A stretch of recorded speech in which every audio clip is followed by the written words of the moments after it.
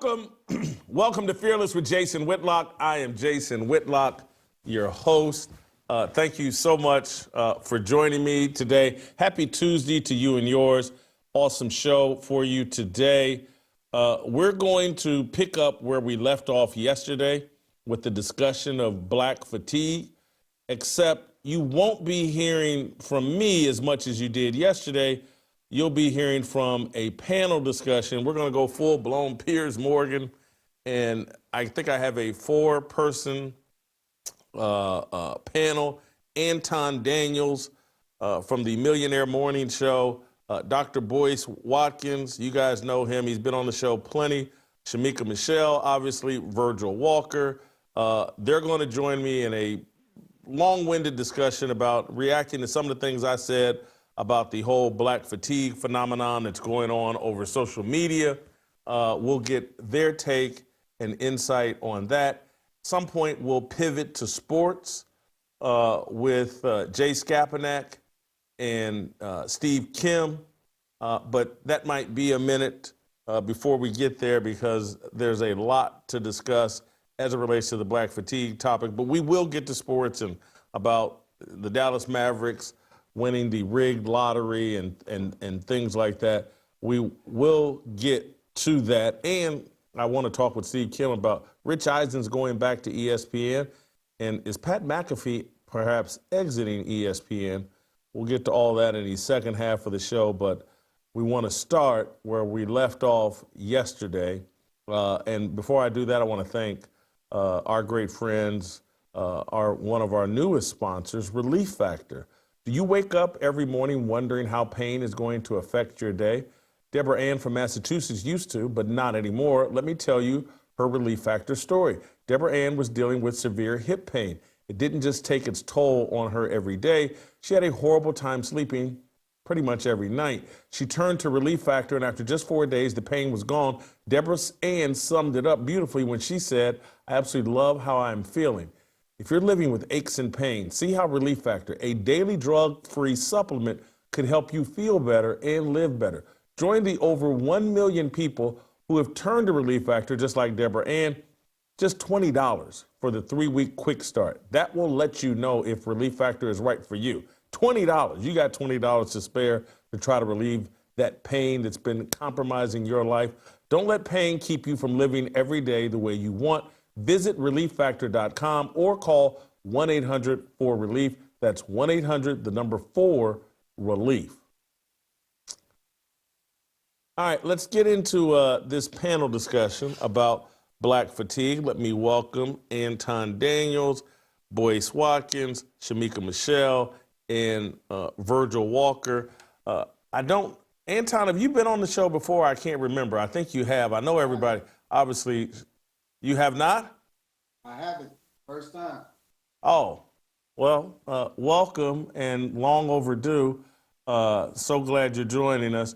And so, Anton, since you're the rookie, I'm going to let you answer the first question and then everybody jump in. I will ask, because there's so many of us, that everyone try to not filibuster and, I'll pass the ball back to you often. Let's try to speak in 2 minutes, 90 seconds, 60-second sound bites, and you'll get the ball often. I said a bunch yesterday. I want to hear from you all.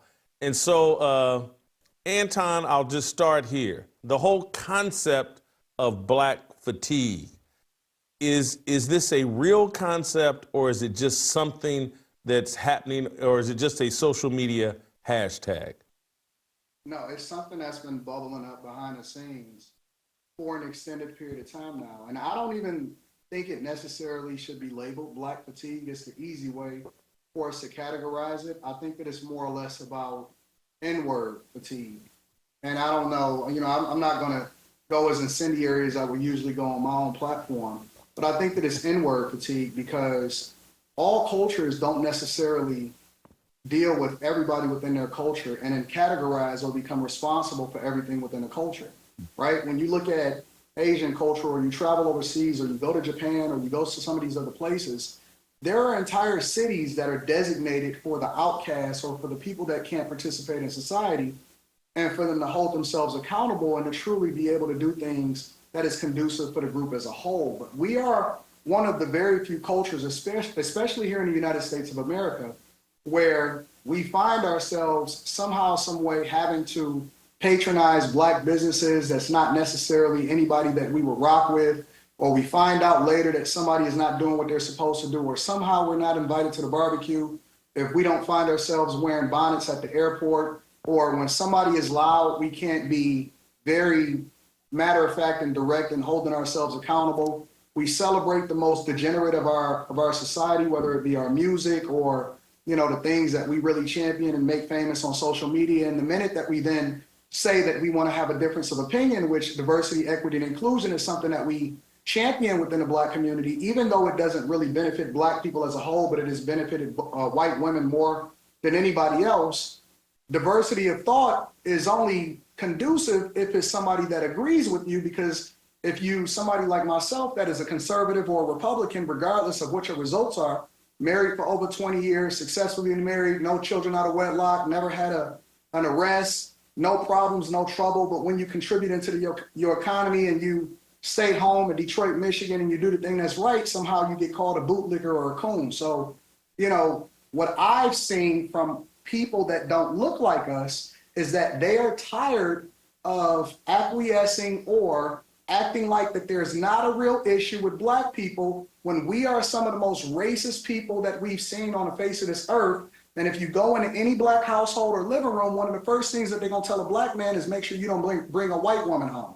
One of the first things that they're gonna say is make sure that you vote for Democrats regardless of whether we are conservative in how we live our lives. So what white people are finally starting to do is get the courage to say, nah, we don't necessarily agree with you. And sometimes it comes out in some of the most incendiary ways, like the whole Shiloh situation. But now you're seeing an overcorrection from a long time of bad behavior from a lot of Black people.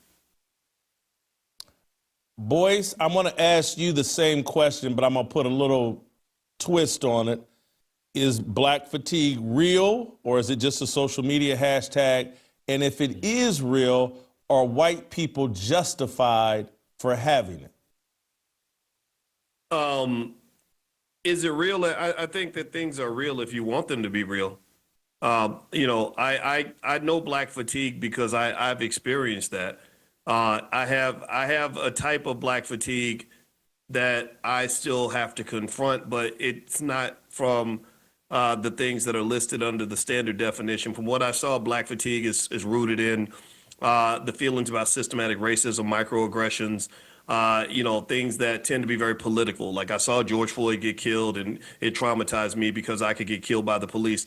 I think that you can shape a term like that in the way that you want without and acknowledge the realities of being Black without falling into these political traps. I don't trust a term like Black fatigue because it comes laced with too many left-wing ideologies that are just these talking points that they use to get our votes every November for politicians that never earned those votes.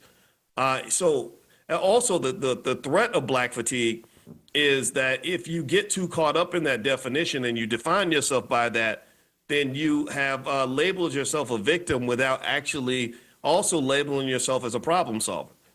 You know, so I can identify with a lot of those feelings. I can identify with the microaggressions. I can identify with maybe some issues in terms of dealing with cops and the racial disparities. I believe that they're very real, but I was also raised in a family that says, if you don't like your reality, you should be empowered to change it. And one of the ways that we harm our own people is when we are so determined to put people in a victim box that we remind them of their powerlessness. And in fact, I'll say this: if you give a child a wheelchair before he ever learns how to walk, then he'll never learn how to use his legs. And that's the issue. And this is why I think if you're going to talk about any form of disparity or any issues that we deal with being Black, I think everybody on this panel knows that we're Black, and we know that being Black is different. It's a different kind of experience. But when we deal with that, it must be dealt in a way that's healthy. I don't feel that this is the healthiest way to approach these issues. Boyce, I'm going to ask you a follow-up. I want to ask you a follow-up that's a little bit I don't want to go too far away from the black fatigue, but you analogized yourself to some degree that you saw George Floyd die and you could see yourself dying in the same way. I don't believe that. I don't think that's a fair analogy. I don't think Boyce Watkins if it sounded that would way, ever. that wasn't what I intended to say. Let's just be Oh. clear. George Floyd and I'm hearing you on that. I watched the detailed video of how Floyd was killed. Most black men would not die the same way. Remember, you're talking to the son of a police officer. I got best friends. I went to kindergarten, went to a cops. I've seen the range. I've seen the corrupt cops. I've seen the good cops. I've seen everything in between. And didn't mean to jump in and interrupt you on that, but I'll say that, no, when I saw the way George Floyd died, I wasn't happy with the way George Floyd was eulogized or sort of elevated into this symbolic figure that's supposed to represent black people compared to Martin Luther King and all this other silliness that they did. That was 100% political. So you are correct. And in fact, if you look at George Floyd's criminal history, I can never identify with a black man who will put a knife to a pregnant woman's stomach. I'm not going to align myself with that. So to your point, what I can identify with is that I've known men who were not terrible men, who made mistakes when they were young, who then spent 25 years in prison, and that was too much, right? So the disparities are real, but the George Floyd incident, not only was that an inaccurate portrayal of the experience of most black men, but it also didn't accomplish anything. It just achieved just enough symbolism for the Democrats to get their votes. And that's the part that ends up offending me. So my apologies for interrupting you. No. My voice isn't nearly as important today as hearing from you all. Virgil, you go ahead and chime in here on the questions I've asked for so far and any reaction to any of it. No, I think you're spot on. One of the things that I agree with what Anton said, and I think it was really Chris Rock back in, I think it was 96 in his comedic sketch where he talked about you got black folks and then you got the N-words. And the N-words are always the ones who mess things up for everybody else. You go to the barbecue, everybody's having a good time, and then the N-words show up and then they wreck everything for everybody. I think that's more of what you're seeing being displayed on social media. And what social media has done is it's really stripped away the veil of that reality. Chris Rock was talking about it in 1996. But what we're seeing now with the advent of social media is everybody now has a ticket to see the chaos at the picnic table, right? At the barbecue. They get a chance to see it firsthand, and they're sick and tired of it. It was Van Jones who coined the term white lash once Trump got elected. I think what we're seeing in social media is a blacklash. It's actually blacks and whites who are getting sick and tired of every time they open up their social media app, seeing some breakout fight at a Target or something happening at a Carnival Cruise event where folks are arrested. You scroll your feed, and every time you see something chaotic like that, your immediate thought, whether you voice it out loud or not, is there go them, and followed by N-words, and you keep pressing on. I think it's real. I think it's a reality. I understand the desire to separate it from black culture or black people altogether, because not every black person acts like that. Not every black person is engaged in that kind of behavior. There are some of us the vast majority, who are dignified, and you're seeing because of, again, the proliferation of social media, you get a first-hand view, you get a front row seat to the actual chaos, and that's what actually gets clicks. But I also think, and I'll be brief here, I also think we as a culture, as a group of people who see these kinds of things, have to bring shame back. And have to bring shame back into the culture as something that's a course corrective for bad behavior in culture. We need to be the ones at the front line of saying that is ghetto, and we don't accept it, we don't agree with it, we don't believe it. That's not how we're wired. We need to do better. And we need not to be so frightened when others pick up on it. Whites, Hispanics, and other cultures pick up on that same kind of rhetoric, because it shouldn't be about you being able to act crazy because of the color of your skin. You should be called to acting rightly and acting in a socially cohesive manner with the rest of society. Shemeka, I want to ask you this, and you can respond to anything you've heard so far, but I get the Chris Rock bit, and I get the argument that hey, there's black people and there's ninjas, but it feels like black people spend a lot of energy defending ninjas. And while still trying to distance themselves from them, but it's like there's a part of that ninja culture that we all want just enough in us. We want to know every rap song that denigrates us. We idolize every rapper that denigrates us. And so there seems to be an affinity and a natural instinct to defend ninjas at every turn. And that's how you end up with statues of George Floyd and this belief that, you know, he was just this harmless guy that got killed by Derek Chauvin. And so there seems to be a reluctance from black people to distance themselves from ninjas. I agree, Jason. I think that what it is there's still this idea that we don't want white people to know what's going on. So there's this, not necessarily defending it. I know it comes across that way, but don't tell anybody it exists. Let's not pretend like this is real. Shh, let's keep it quiet because there's this idea that it'll make all of us look bad. I agree with Virgil when he says it's time to get back to shaming them. It's time to shame those, for me, in the grocery store in their bonnets, in their pajama pants, in their being loud, in their not carrying themselves with dignity and class the way I'm used to my grandparents and great-grandparents carrying themselves. We have to start calling it out. But as you are well aware that when we do that, we're told we're coons, we're Uncle Toms, we have sold out. That's the idea. And every group of people has a lesser group. Like, we understand that white people have white trash. The thing is, though, they don't go around authenticating themselves according to the white trash. And that's what we do as black people.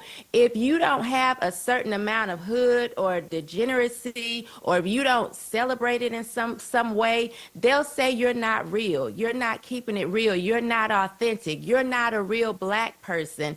And I think that's where the problem is because they actually try to use that to legitimize the rest of black people, and that's really silly. I love the whole Chris Rock thing, and I'm glad Anton brought that in because that's what I was thinking.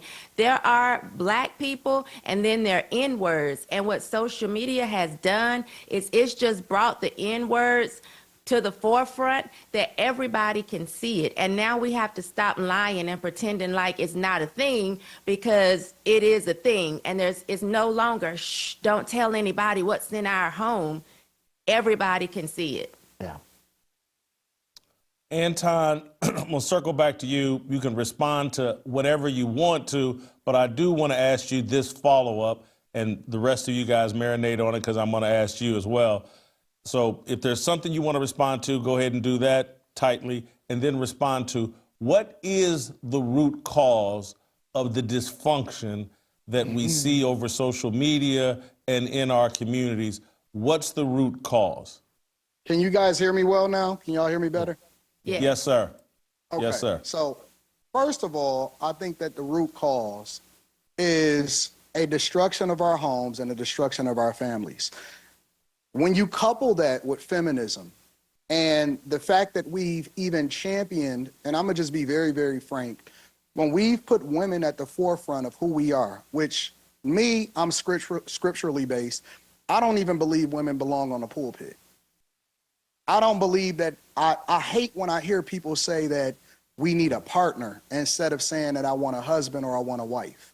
When we've spent so much time pedestalizing, catering to, and trying to champion to a group of women that will sit there and throw in front of your face that they are the most educated, when in reality they're the most enrolled and the most in debt, and they're the most affected by what we see happening on May 6th, with them now getting garnished and their wages are being removed as a result of them being the most educated in curriculums that we don't even need in society. The minute that we started following them to the polls, the 92%, and we started acquiescing over to them and started telling them that they're the queens of the earth instead of holding them accountable for following white women into feminism, which hijacked the civil rights movement. And then at the same time, they went and got a bunch of gay best friends so that they can then have the alphabet community hijack that movement, and we start championing it, which the long-lasting legacy of our president, our former president, Barack Obama, is his champion in the alphabet community. The minute that we started following other people instead of holding down what was best for us in our households was the minute that we started to lose control of what happened, and we started to align ourselves with the Democratic plantation, which will sell us on the idea that we need a handout and that we need to keep it real for the culture. You've seen it in this previous election when Barack Obama sat there and tried to hold black men accountable for not following black women to the polls, and his very wife told the women that they need to ignore their husbands and make sure that they vote differently inside of the voting booth.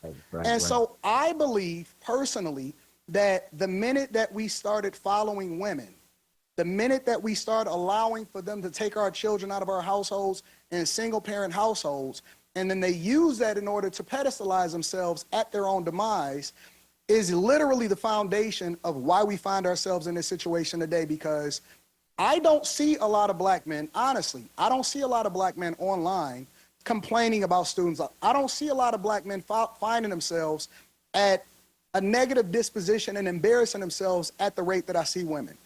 Even though the narrative has been created that black men are having all of these children out of wedlock, the majority of black men take care of their children. The majority of black men take care of business. The majority of black men are participants in their children's lives. As a matter of fact, most black men aren't even really having sex like that.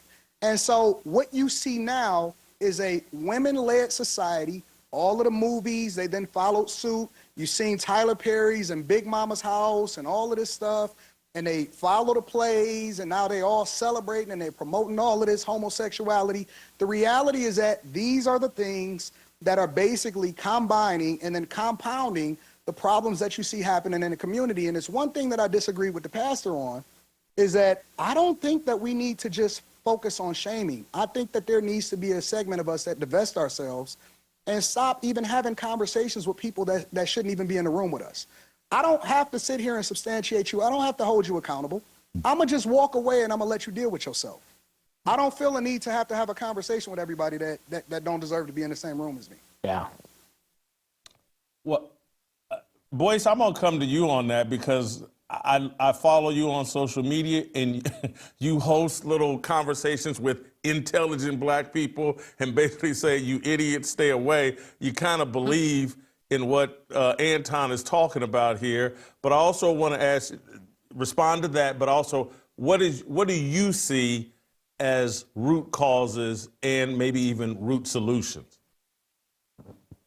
Us being afraid to lead our own lives and lead our own community, and taking cues from people who are not in our community. I think that politics, when you get overly political in the black community, it is almost always to your demise. I can go to any city in America that's run by Democrats, and I'm going to see all kinds of problems. I'm going to see a lot of broken families. I'm going to see a lot of dead children. I'm going to see a lot of aborted babies. I'm going to see a lot of economic despair. I'm going to see where the majority of the children in those districts can't even read at grade level. This is not new. If you read books like Powernomics by Dr. Claude Anderson, he'll tell you that this has always been by design in America. Now, here's the issue, though. Just because I choose not to be a Democrat don't mean I'm running into the arms of the Republicans. I have followed Donald Trump very closely. My doctor's in finance, so I've always known about the financial leaders of this country, and he's been one of them.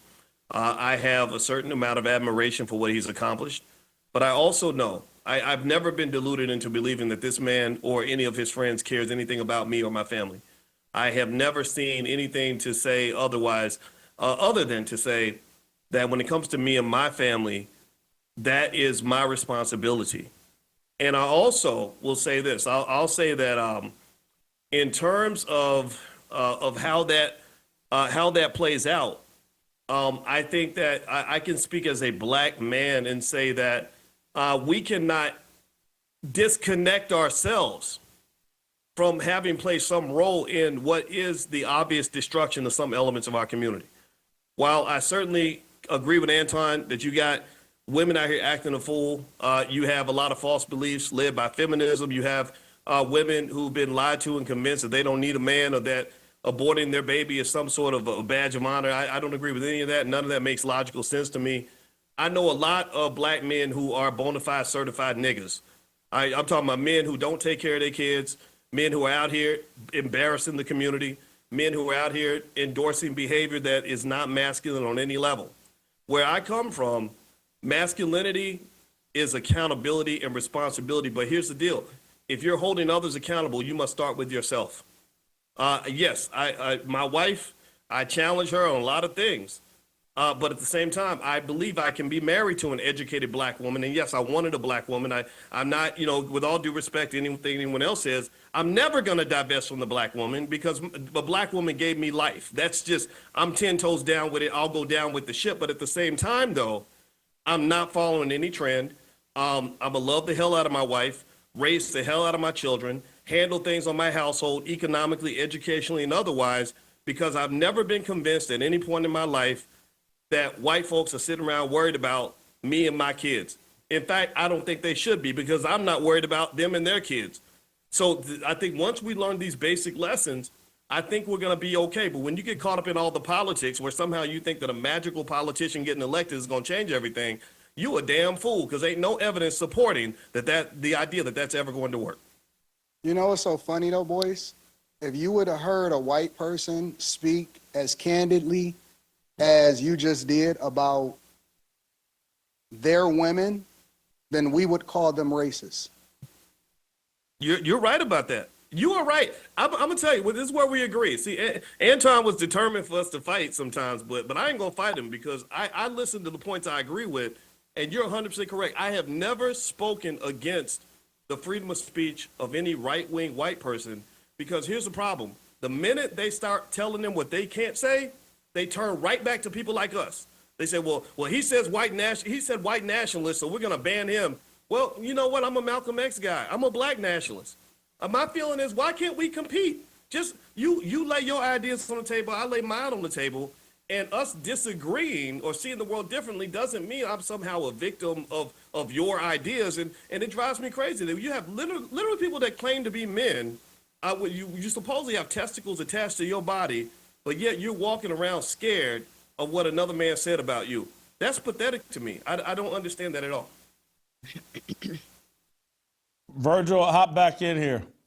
Yeah, I just want to say, one of the things that Anton had mentioned earlier, he talked about, he disagrees about the shame.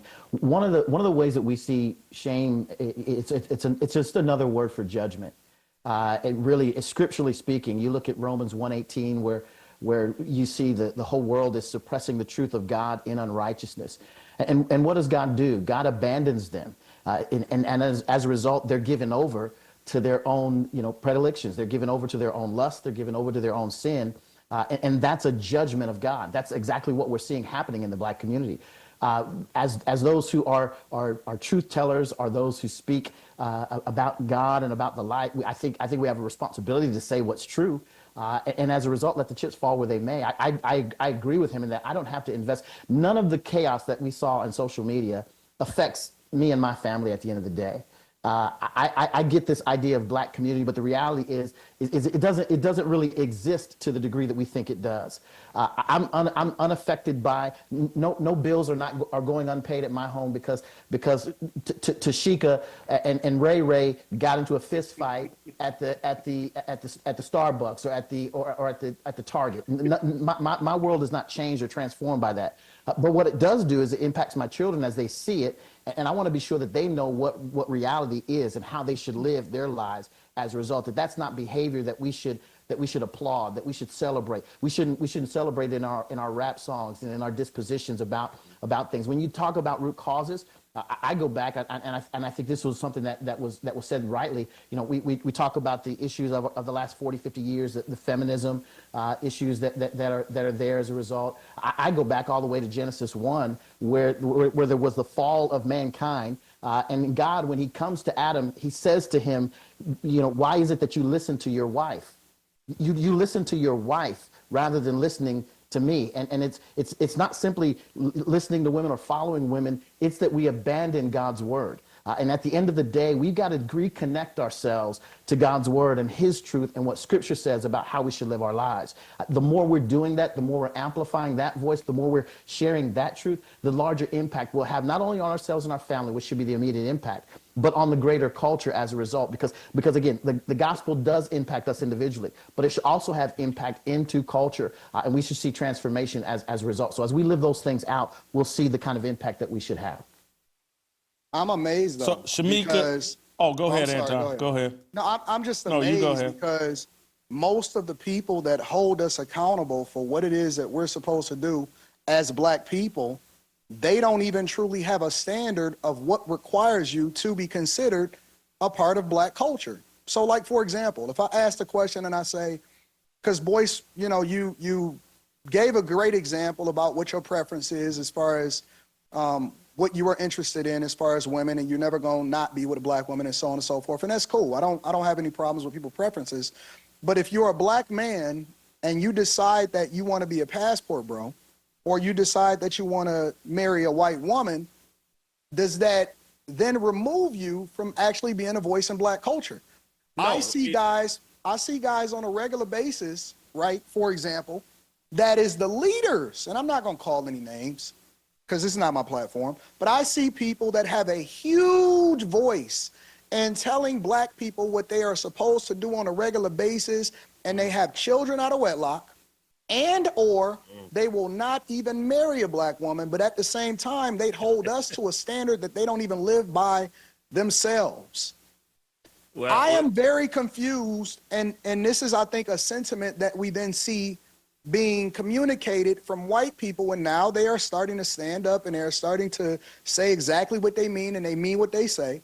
And they are saying, why should we continue to support you or acquiesce over to you or give you a platform? I see that statue over in New York City that actually represents black women, and I think it's an accurate representation of the culture, and then people are getting mad at it because that is how they see you. The director that placed that statue in New York City is a white woman, but their interpretation of what you look like and how you carry yourself is that. And then people will get mad at it because they don't really have a standard in the black community that is truly a reflection of what is good for the rest of the people. So well, let's go back to how do we even have a culture? But let's go back to what you were saying in the beginning about black men who choose to become passport brothers or marry a white woman, things like that. I think people should marry whoever they want to. And I, as a man, I think you have a right to do whatever is going to work best for you. I can't judge that. Where I think that we can do a little bit better as men is you can go marry your white woman, but you ain't got to bash black women on your way out the door. That's the problem. I think that's the thing that I don't like. It's like when you would say, I married a white woman because black women do this and black women do that. No, the black women you chose did that. You can't pick a good woman, so you're taking it out on the world. Go marry your white woman quietly and live your life. Why does it have to be some sort of white supremacist narrative? Like, I married a white woman because they know how to be feminine. They know how to cook. No, my woman can cook. My woman's feminine. My woman loves me. And I didn't pick women like that. So I think the accountability, man, it just has to be across the board. We can't hold others accountable if we can't do it to ourselves. No, that's not true, Boyce, because you know that if a man appears, I seen Byron Donalds get attacked by Jasmine Crockett for marrying a white woman quietly because he doesn't even bring that to the forefront. But at the same time, that's something that liberals, Democrats, and women jumped on in order to try to attack him instead of having a conversation about policy and having a conversation about whether or not he truly qualifies for being the governor of Florida. So for us to sit here and act like somebody is attacking black women when in reality they bring it to the forefront of themselves, and we're not going to disregard somebody else's experiences. We're not going to act like it doesn't happen in our community and then label it as an attack on black women, because if somebody says that black men are broke, for some reason I don't get offended because I'm not broke. Right. So usually what you'll see is that a hit dog will holler, and that is the reason why people are tired and they have black fatigue, because the lack of accountability and responsibility, and we want to try to pretend, yes, I have an awesome wife, but it's clear that I'm not talking about her when I hold people that are worse for the community and are single baby mamas accountable for opening up their legs to 3 and 4 different guys and having children out of wedlock. And for me to call it out, because that is the majority, we always want to put it back on men. You can fix 99% of all men, hold them accountable and tell them, hey, make sure that you don't sleep with women out of wedlock and have children out of wedlock.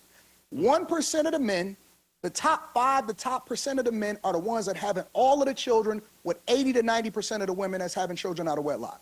No, So I agree if with you, one- but if- why if- wouldn't if- but if why st- wouldn't hold on, but why if- wouldn't we put if but why wouldn't we put a statistically- lot of it back on the men though? If men are supposed Because to be the women leaders, control access to sex. Okay, and I do agree with that. I agree with you. I mean, I think the baby mama epidemic, it's a problem. I think we got to honestly address it. We're not doing that.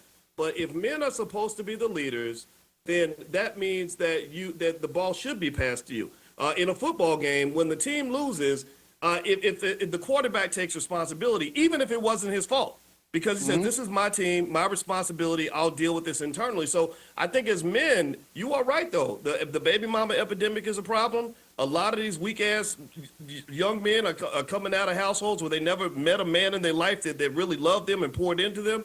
It's really wrecked our whole community. It's not a badge of honor. It's not something we should be proud of. But at the same time, I think that as men, we have to sort of start with us first. Right, because here's what I believe about women. I believe that if you show up and you are a true leader as a masculine man, women will follow that.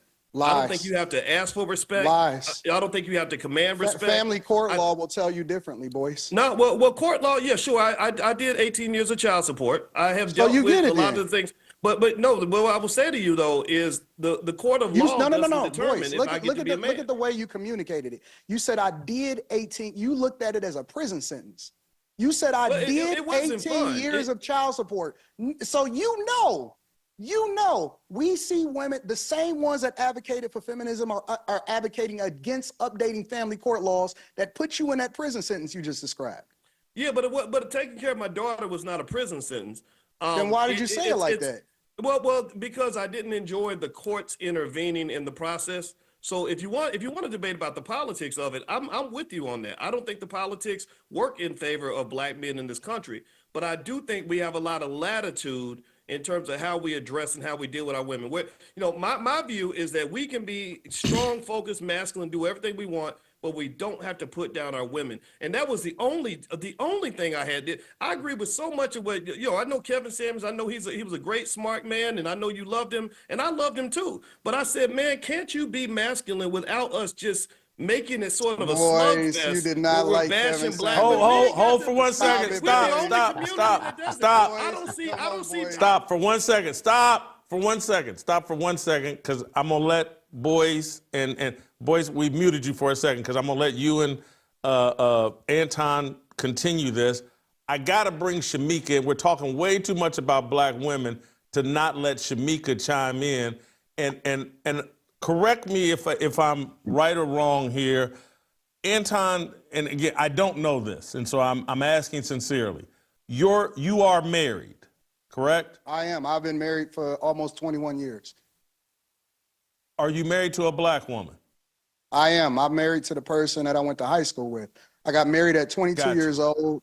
And like I said, we've been married for almost 2 decades. I'm 43 today. Hold for 1 second. Just give me I'm just short the answers right now. So I just want to be clear with the audience and everybody watching.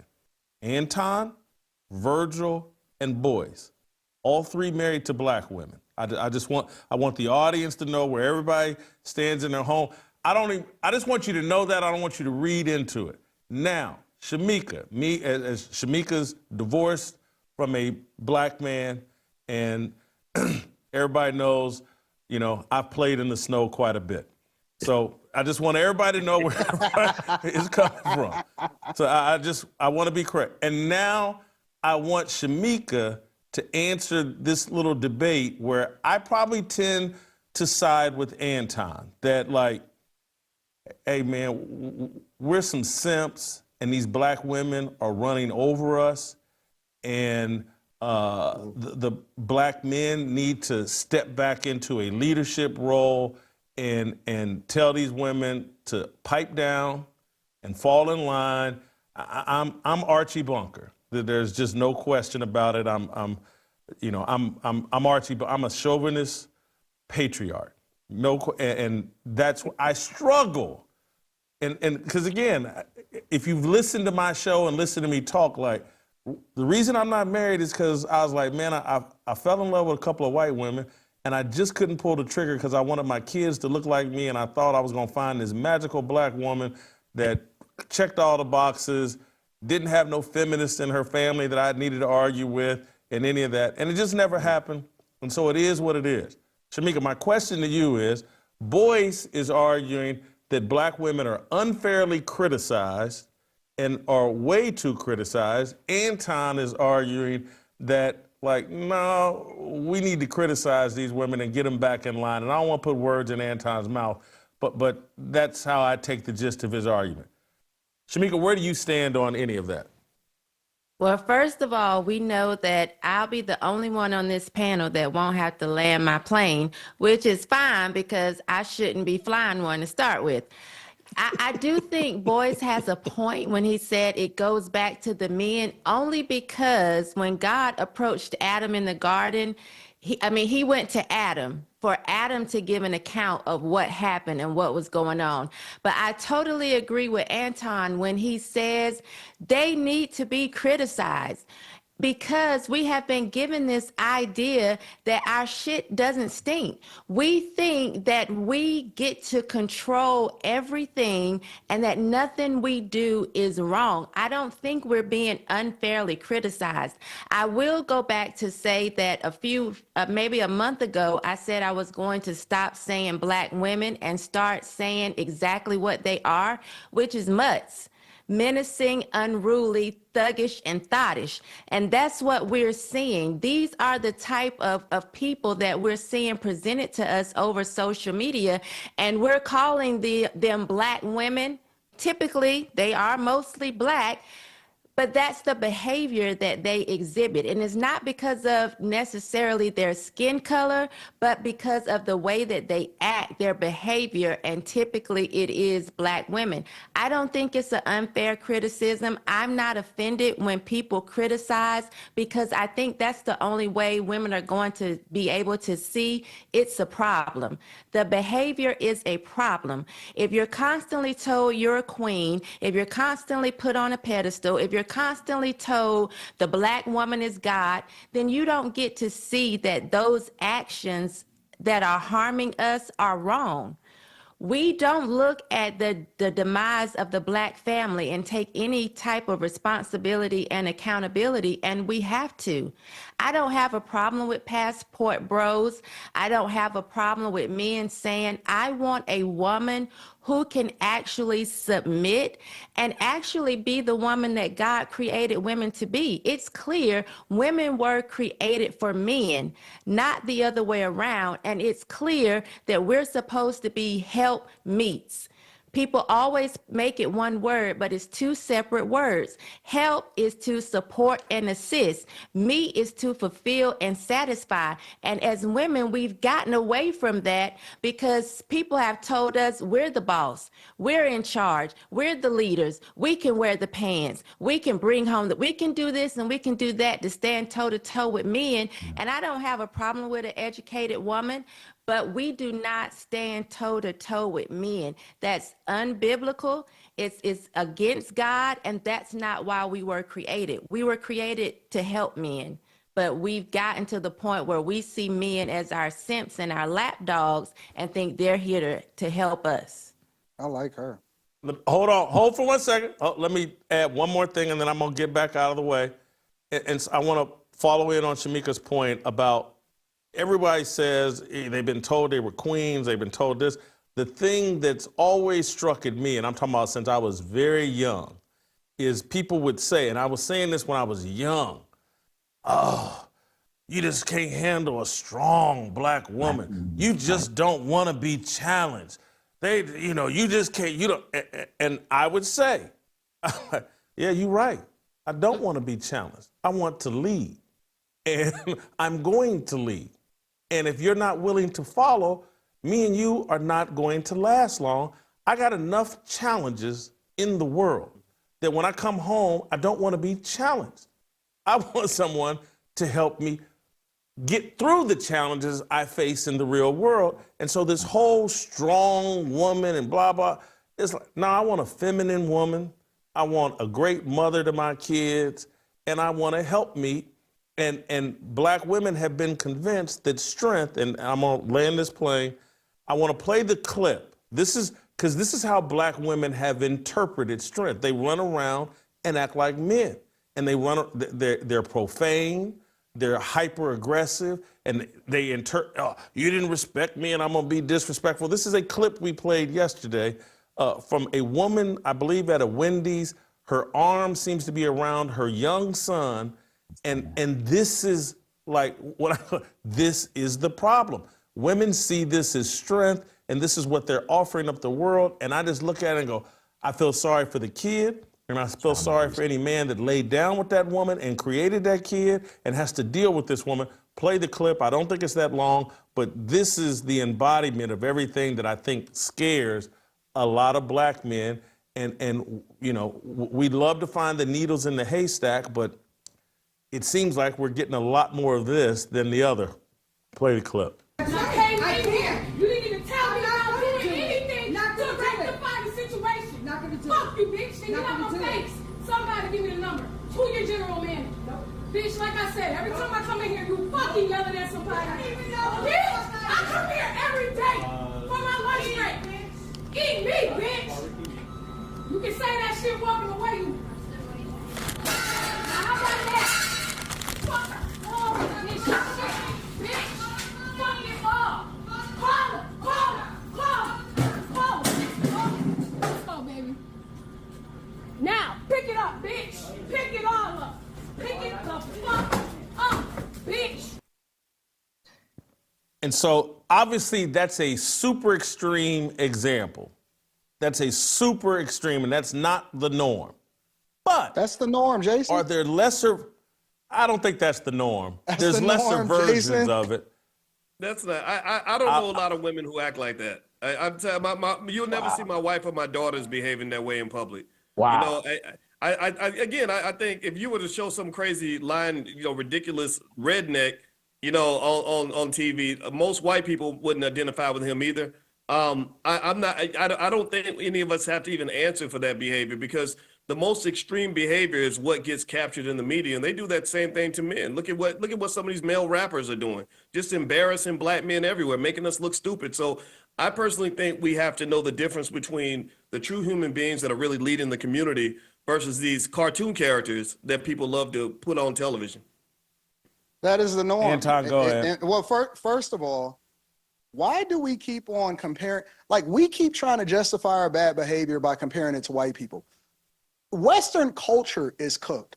White women are no better. They are whores. They sleep around. If you go to any college campus, they are more promiscuous than any women that's on campus. And more importantly, you have more white people on social services than any other demographic. So we need to kill this whole narrative and thinking that just because we compare ourselves to a group of people that are slightly above us socioeconomic status as far as how it is that they perform as a group, then that somehow justifies the fact that we need to be able to do what it is that we need to do. That is the norm.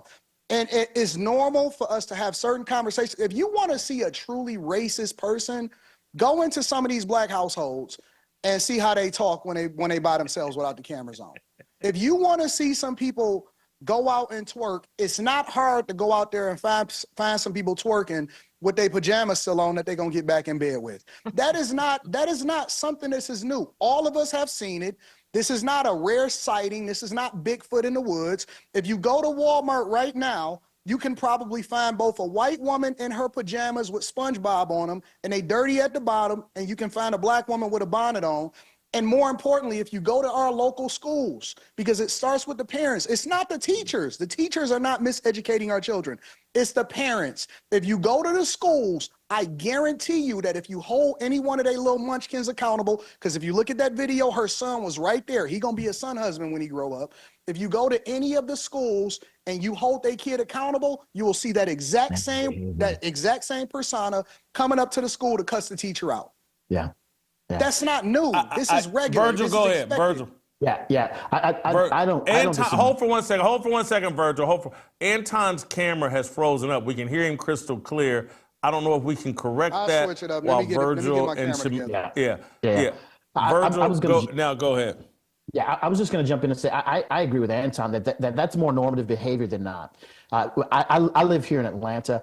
I'm out at the grocery store. I'm out at the mall. I'm out wherever you go, whether you're doctor's office, whether you're flying out of the country or around the states at the airport. That's the behavior you're seeing. And what this really is this is child abuse.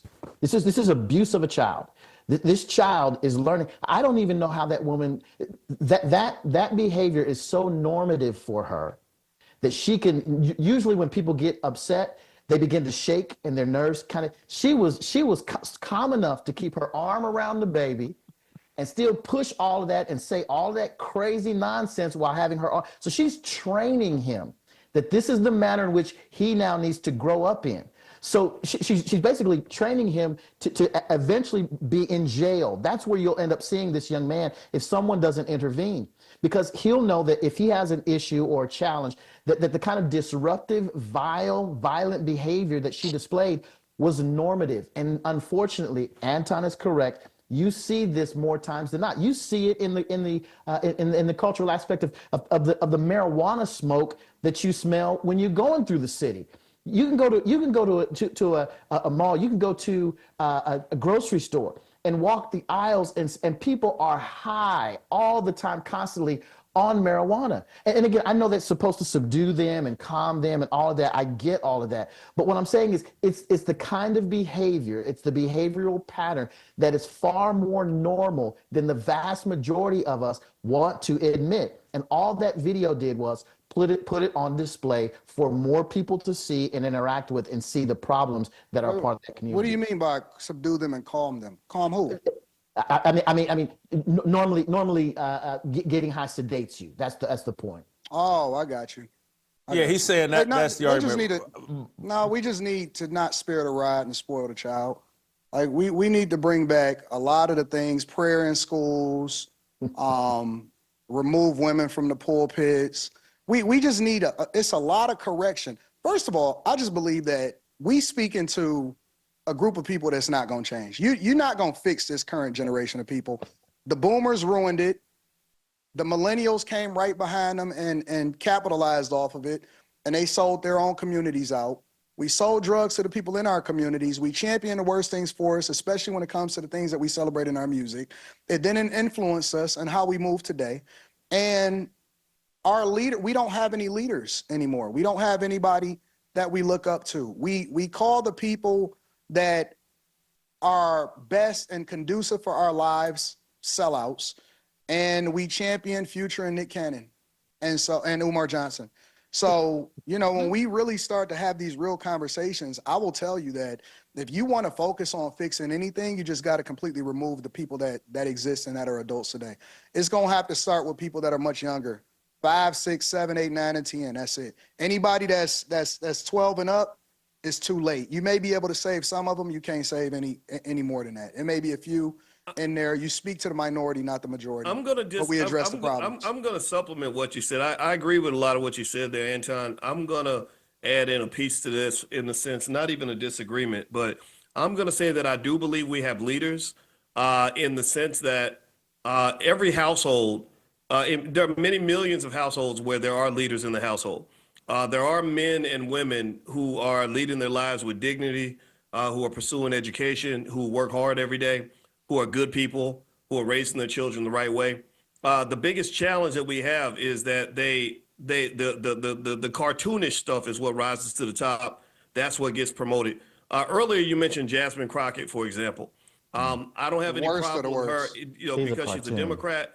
But I don't like the type of Democrat she is, and I don't like the fact that the white Democrats celebrate her ghetto behavior. I don't think the minstrel show is necessary, but people love that. They love to see a black woman popping her neck and just sort of engaging in all throwing the butterfly antics. eyelashes, the weeds. Right. I don't identify with any of that because the women I know are solid women who don't even do any of that shit, right? So I think at the end of the day, the challenge that we have is we got to lead ourselves. We have leaders out here. We have men. You and I don't agree on a lot of stuff, but I see how you have led your family. I see how you know who you are. You know what you believe in. Well, you are a leader. And lots of people see that. right? I lead in my space. I think that we have more in common than we have separate, even though you and I could probably fight it out all day about different things. But at the end of the day, we fight it out because we're leaders in our own way. Pastor Virgil is a leader. Why aren't we seeing more of him in the media, right? So my point is to say that that's the issue. They portray black men as being one type of man. They portray the black woman as one type of woman, and we are diverse. The people I know who have let go of all the politics, let go of the media, don't let social media run your household, those people are doing well. Their families are strong. They are economically prosperous. Their kids are educated. They ain't going to jail. They ain't getting shot by the cops. They are doing just fine. And that's the narrative that does not get told in the media. And that's the one that I think we should celebrate the most. Shemeka, I want you to hop back in here and just answer my question. I don't think that video is normal. I do think it's extreme. I think there are lesser versions of that behavior that are just as damaging, just as damaging. I think that one, though, is just like an extreme example, but black women have that in them, they've been trained and programmed to believe they need a little bit, some percentage of that I'll get in someone's face and curse them out and blah, blah, blah. And that's part of the problem. That's why they're raising kids without a man, and they're training up young boys to react very emotionally rather than logically. Anyway, I wanted your thoughts on, is this the norm? Do you agree with Anton, or do you side more in the middle, or with Boyce that, hey, that's not normal? You know, I do think it is normal. It's becoming very normal. When I myself can go to the store right now and see something similar to this, that I have to say it is becoming more normalized. There are a lot of these type of women out here just running amok. And I do agree with you when you say that this is how she's going to raise her son. He's going to be very feminine because he's not going to have any type of conflict resolution skills. They're going to be very feminine, and he's not going to know how to actually resolve conflict because his only example is what we see now, this woman being very emotional and illogical and just acting like a untamed gorilla. What bothers me, though, is if I go into the high schools, this is what we see. When I was in high school, we saw a lot of Thelmas from Good Times or Denise from The Cosby Show. Now you go into high schools, it's full of Cardi B's. It's full of Meg the Stallions. These girls are constantly walking around in wigs and eyelashes, being loud. They talk back to the students, to the teachers. As someone who used to work in the school, and my mother actually still works at a high school, this is unfortunately what we see from these young girls and their mothers, which normally are my generation, Generation X, promoted. Because instead of actually growing up and being grown women and saying, let me lead the younger generation and teach them how to be old, we have so many in my generation still think they're young, still in competition with the 20-year-olds, still walking around twerking. I saw a video just yesterday where a young lady was clapping her behind in front of what looked like her grandmother. And instead of her grandmother correcting her, she stood up and started clapping, trying to do the same thing on video. I've never seen that from my grandmother, never seen that from my great-grandmother, but this is what we're doing now, and we're thinking it's okay and it's cool.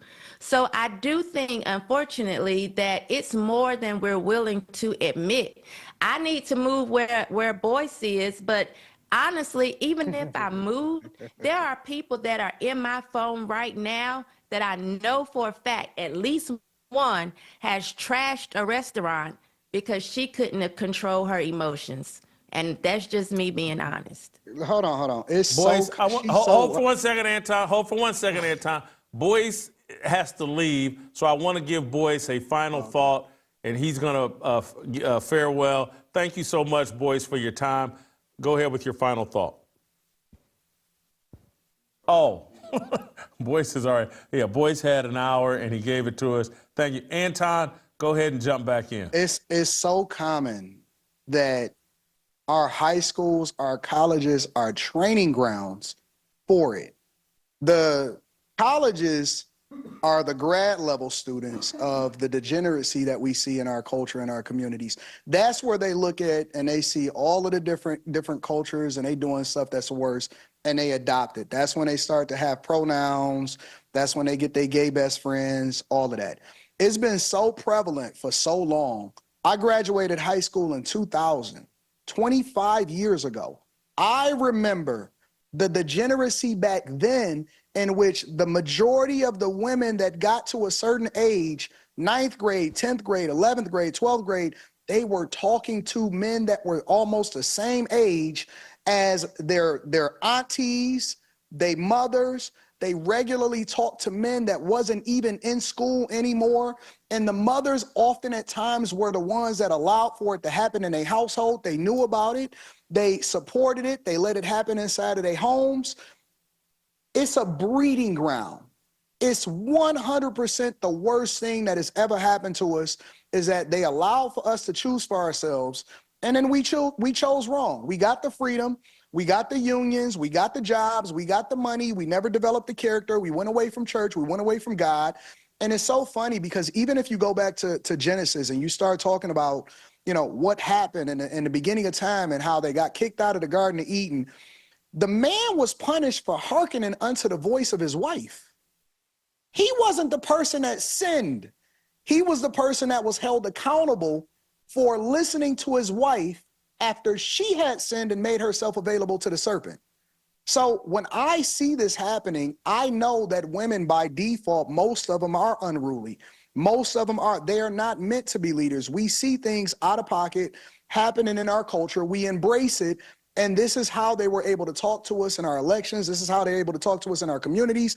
This is why you see women in most instances now, they're becoming the principals, they're becoming the dean of students, and all of them have liberal mindsets that is ruining the Black community. And then they want to have diversity, equity, and inclusion champion them, when in reality, all it's doing is continuing to ruin the next generation of our sons that's ultimately going to be the ones that they complain about. They're going to complain about the next generation of men and they're going to say it ain't no real men out here. You raised them. You raised them. Yeah. And I was Virgil, going to say, Jason. Oh, I'm sorry. Go ahead, Shemeka. Yep. Yeah, we hear a lot of complaints in the community, and we hear a lot of, I would say victims, but sometimes they're not even always taking on a victimhood mentality. Just tagging what Anton just said, we have these women, Black women as teachers, principals, deans, judges, police officers, probation officers. I really feel like we could turn some things around in the community if they were removed. Take them out of those positions of power, because a lot of times they abuse them. And as long as they're in charge and as long as they're running some of these places, I just feel like young boys coming up, they don't have a chance. These type of women are not just in their homes. Now they're in their schools running things. Now they're in their communities running things. And it's really bad. We saw this even with the woman that was in Fannie Willis. We saw how she presented herself when she was on trial or whatever. She was acting as if she wasn't supposed to be this educated woman with class. She was hunched over. She was dressed terrible. She was talking ghetto. But these are the women that are in positions of power. We are cooked, fried, because unless we get rid of them. Dress on. That sheen dress, that pink one that she had that dress on though. And so I feel really bad for those coming up because of who we have in these positions of authority. No, I'll tee off of what Shemeka said about positions of power. I think about the Jasmine Crockett's of the world and who they're training. I was recently down at the state capitol pushing the issue in front of the Georgia legislature about equal protection for abortion. And what I found was that, and it's on the internet, one of the legislators pulled a Jasmine Crockett, had her lashes and had her ghetto kind of thing going, and created these signs that she held up. And of course, it was to her demise with the audience that I speak to.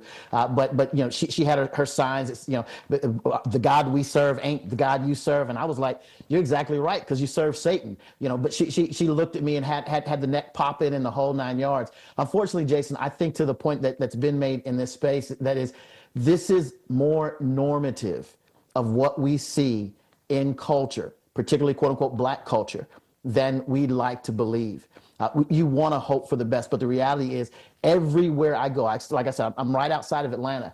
And I've got a front row seat to the Jamal Bryants of the world and their craziness that they promote at their churches. And then those same women showing up in the grocery store and with their entitlement behavior and how they respond and react to things. You wouldn't even know that they left church the way they interact with waitresses and wait staff and the like. It's as if they've been told that the God that they came to worship was actually them. And then they depart from there acting like that God in the culture. And so this behavior has got to be pushed back against. We've got to stop it. We've got to call it out. But again, I don't disagree with Anton. I'd say, and I said this early on, one of the ways that shame takes place, shame is equivalent to judgment. It's abandonment. You abandon that culture. You press on toward what you're going to do and how you're going to promote your life and live the way that you need to live and honor God, honor your spouse, honor those around you in a way that brings out the best in what we need to see in culture. It's so funny. I generally am so transparent and so raw, but perhaps I'm coming away from this conversation like I'm being naive in that I'm not even properly evaluating my own behavior, because abandonment is where I'm at and where I've been in terms of like, hey, this isn't fixable. These women have no interest in listening to a man. And so all I can do is come out from among them. And so I'm sitting here saying, well, I don't think this is normal, but I'm looking at my behavior, and my behavior is acting like, no, this is normal, and this is why you've abandoned and just moved away, and you have almost no tolerance for any woman that doesn't want to listen to a man who has so little self-awareness, so little biblical understanding that she sees no value in listening to a man. I don't want to be around him. And it's very painful because all of my memories are so fond. And again, people hear me talk about the Masterpiece Lounge and Jimmy's J-Bar J, the bars my father owned in the interstate, and all my memories from the 70s and 80s are so fond. But it's like all that has disappeared, and I'm looking at a very matriarchal culture and women that are out of control. And I just, Anton, you've already gone down this path a little bit. You went down this path. Like, is this curable? Is it fixable? And if so, how do we do it? Nope, it's not curable. It's not fixable. It's already been predicted. I think that what I tell guys, right, because a lot of guys, they'll say to me, well, Anton, there are no more good women, or I met this woman and I'm willing to settle. The thing that I tell guys a lot of times is vet for where you're going. Young guys in particular, not the older guys. They already know that the community is cooked. But I tell them, vet for the woman, because a lot of women, for example, will say, don't date off of potential, don't make themselves available, which is also contributing to the demise of the family, because even though Western culture and white women and women in the United States of America at large have largely been rebellious, which is now a reflection of what you see happening within our culture and our communities, they do have one thing up on black women, in that they do date based off of potential, and they do seek out their husband earlier in life. And I tell guys a lot of times to don't date down anymore. Vet for the woman that you think is going to be, or for the direction that you're going in. And the reason that I say that is because you have to pick much earlier in your life where you want to be, who you want to associate yourself with, because what's going to happen is as you approach your 30s, as you approach your 40s, it's going to be exponentially more of whatever it is that you've done in your 20s. It's going to be exponentially worse or exponentially better. And you're going to have to sort through all of the nonsense the later on in life that you decide that you want to make a decision of whether or not you want to align yourself or divest yourself from the culture, from the community, from the things that we see happening every single day. And what I've also found is that the older that people get, 25, 30, unless they suffer a great deal of harm, then they never open up their eyes to the truth of how they need to divest themselves against this thing that is completely incurable. You're never going to fix the community. You can't convince people that they need to do the thing that's best for themselves. You can't even tell people that they need to get saved. You can't tell people that they need to find God. It has to be revealed to them. I'm no longer trying to convince people. I'm just going to live it. I'm going to be a reflection of it. The people that make themselves available to it, then I'm going to give them the game on how it is that they can capitalize from it. But the reality is that people need to separate themselves from the worst of it. They need to align themselves with people that's going in the direction that they're going in. And that has no color. It has no gender. There are awesome women, but you have to be very, very careful for who you vet for. And they have to be going in the same direction as you. And more importantly, let me just say this last thing. More importantly, everybody has a season. Just because you was a Democrat, just because you were a liberal, just because you were dealing and planning things that didn't necessarily serve you going forward, does not mean that you have to be loyal to the thing that was the worst for you in your past. Similar to coming from the hood. You don't owe the hood nothing. The hood has never done anything for you except for try to take your life, try to put you in jail, and try to put you in the worst position possible. We don't need to fix the culture. We need to throw it away. So there is no cure. There is never going to be a cure. Hell is going to continue to enlarge itself. More people is going to follow Satan right down the path into destruction. We getting more promiscuous. We watching more porn. We making ourselves more available to the devil. We having more partners. We now labeling them as partners. Things are getting worse than it ever has before, and it's speeding up. The timeline by which people are going into destruction is speeding up. So I tell people, find your tribe, divest yourself from the community, focus on continuing to be a reflection of the thing that you want to see, and stop trying to convince people to go the same path as you. Let them have themselves, let them eat themselves, let the women scissor kick with each other, let the men kiss on each other, let them have each other, it's all cool. Just let it die. The community just needs to die altogether. Virgil, your response to that? Yeah, no, I mean, I think what Anton is explaining is what Romans 1:18 through the end of the chapter actually explains from the outset. You know, we've suppressed the truth of God in unrighteousness, and as a result, God hands them over. I said this earlier in our time together. Hands them over to their own lusts. Hands themselves over to their own worship of self and of culture and of society. They're worshiping the creation rather than the creator. And as a result, they reap the destruction that he's speaking of. And that in and of itself is judgment. That's God's judgment on the culture. And there's no return from that. It ends in the way it ends. And again, for those who have ears to hear, they can hear what we're saying. They can hear what Scripture has to say, and God will transform their heart, and they'll follow the right direction. And that direction is repentance and faith in Jesus Christ. At the end of the day, that's what matters. I appreciate the respect given by both Anton and the brother who left us.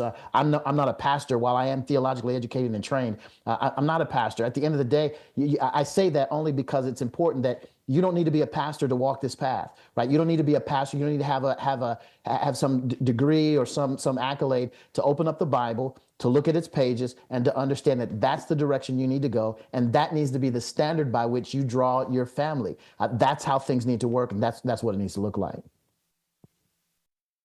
Shemeka? If it takes 15 years to demoralize a generation, I don't think I'll see us getting back to where my grandmother and my great-grandmother, where they were. I don't think I'll live long enough to see that. What I am grateful of is just my own self-awareness. I agree with Anton that you can't save a person. They have to come to that own awareness, which is why I'm constantly speaking out against the things that I see, with the hopes that their hearts will be pricked and they will start to begin to do some self-assessment and see themselves as what they really are, opposed to these queens that we've made people, or even the kings. I've seen men call themselves kings that are just as degenerate.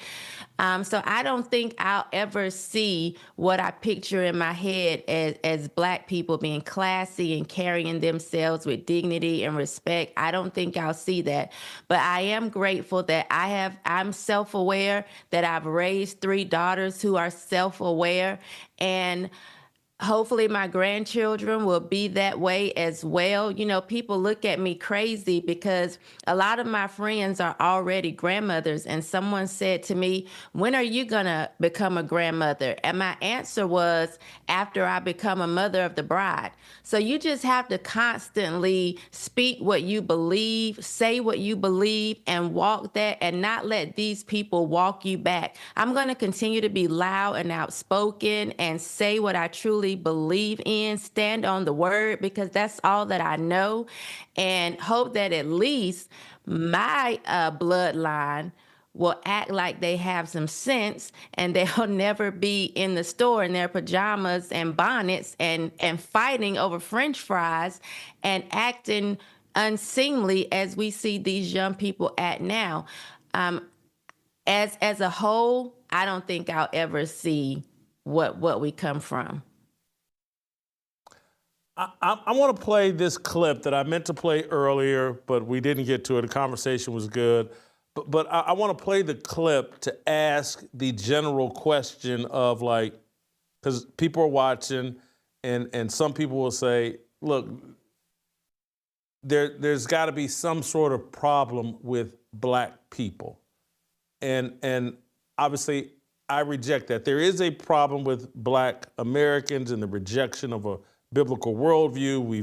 We've been programmed and all these other things, but it's not a skin problem, it's a sin problem, and I know that's a popular saying, but anyway, I found this fascinating, that I think it's a guy named Zanu, and it's a clip of him talking with some young people from Africa about there's no concept of maintenance in African culture. And he's talking about Africa, but then I related it to America and American Blacks, and just a lack of vision, a lack of foresight of, hey, if I do this now in my 20s, I'm going to enjoy all these benefits in my 50s, 60s, and 70s, blah, blah, blah. But anyway, let's play the clip, and then I want you all's reaction. Say that, from what I'm understanding, in third world countries, anything that is not under maintenance is because we don't care. No, you care. It's not in the concept. Travel the 54 countries in Africa and ask each person in every country, what is wrong with your country? Leadership. Leadership. All of you say the same word. So let me ask you, since 1960, the country has been picking the wrong leader every 4 years. Not a single railway built by the British is in Nigeria today, but the one they built in their country that same year, it's still running. Not a single railway built in Ghana in 1960 is still there today. What do you know in that country that has been properly maintained by the people every day and it works perfectly? It's hard for people to maintain things when they're not gaining a lot. No. It's hard for people to maintain things when they don't have the concept of maintenance in their culture. What is the one word in Igbo for maintenance? Maintenance is, there's no direct English word for that. It doesn't translate directly to maintenance. That's correct. How about you? It doesn't translate. That's correct. But it translates to, like, take care of. No, that is not maintenance. What is the one word for repair in Igbo? Imezie. Exactly. What is the one word for repair in You see, I'm driving you to somewhere. What is the one word for democracy in Igbo language? You don't. How about you? You don't. You're trying to practice something that is not in the concept of the language. There is no African country, and I've done it through Kenya, I've done it all. that has an equivalent of the word maintenance. Well, in order to maintain something, you have to have it first, correct? No, if I leave it for you, you can maintain it. The British left a lot of things in this country when they left. They established the hospitals, they established the fire station, the post offices, the railway lines, the roads they built before they left. You are not able to maintain it because you don't have that concept. Because your environment, the tropical environment of Africa, the way you build your houses, the material you use, you don't require maintenance. Every country that is called industrialized countries, today, one of the things you know about them is maintenance of what they had. That's why we have buildings here that are about 250 years old, 300 years old in this country. There are buildings in other of Europe that are 700 years ago. The Notre Dame that burned in France was a 13th century building. Do you know what kept it that long till today? Maintenance is a culture. So, Virgil, I watched that clip and I thought about the Bible. And it's a great maintenance book. It tells you how to live, how to maintain yourself, how to make yourself holy or whatever. And I just, it seems like Black people here in America have been trained into a survival mode of like, how can I get through today and make myself happy today? And there's no vision, there's no maintenance plan. And again, that's what I think people really like about Anton's show, and hopefully it's what they like about our show. But anyway, your reaction to that video, Virgil, and yeah, I saw that video a while back and was shocked that the exposure of worldview was definitely on display. The fact that they didn't have the word in their language, and so there was no way for them to account for it was very powerful. In fact, I think I ended up going to subscribe to that channel. He doesn't have a whole lot of videos that are there, but what's there is incredibly interesting to listen to and watch. And I've tried to kind of follow his train of thought and understand what he's speaking of. But again, culturally here, we have been unfortunately divested of our connection to God. We've been handed over to government through the civil rights movement, and as a result, government serves as God. And so we're no longer thinking in biblical terms. We're no longer thinking from a biblical worldview, biblical perspective.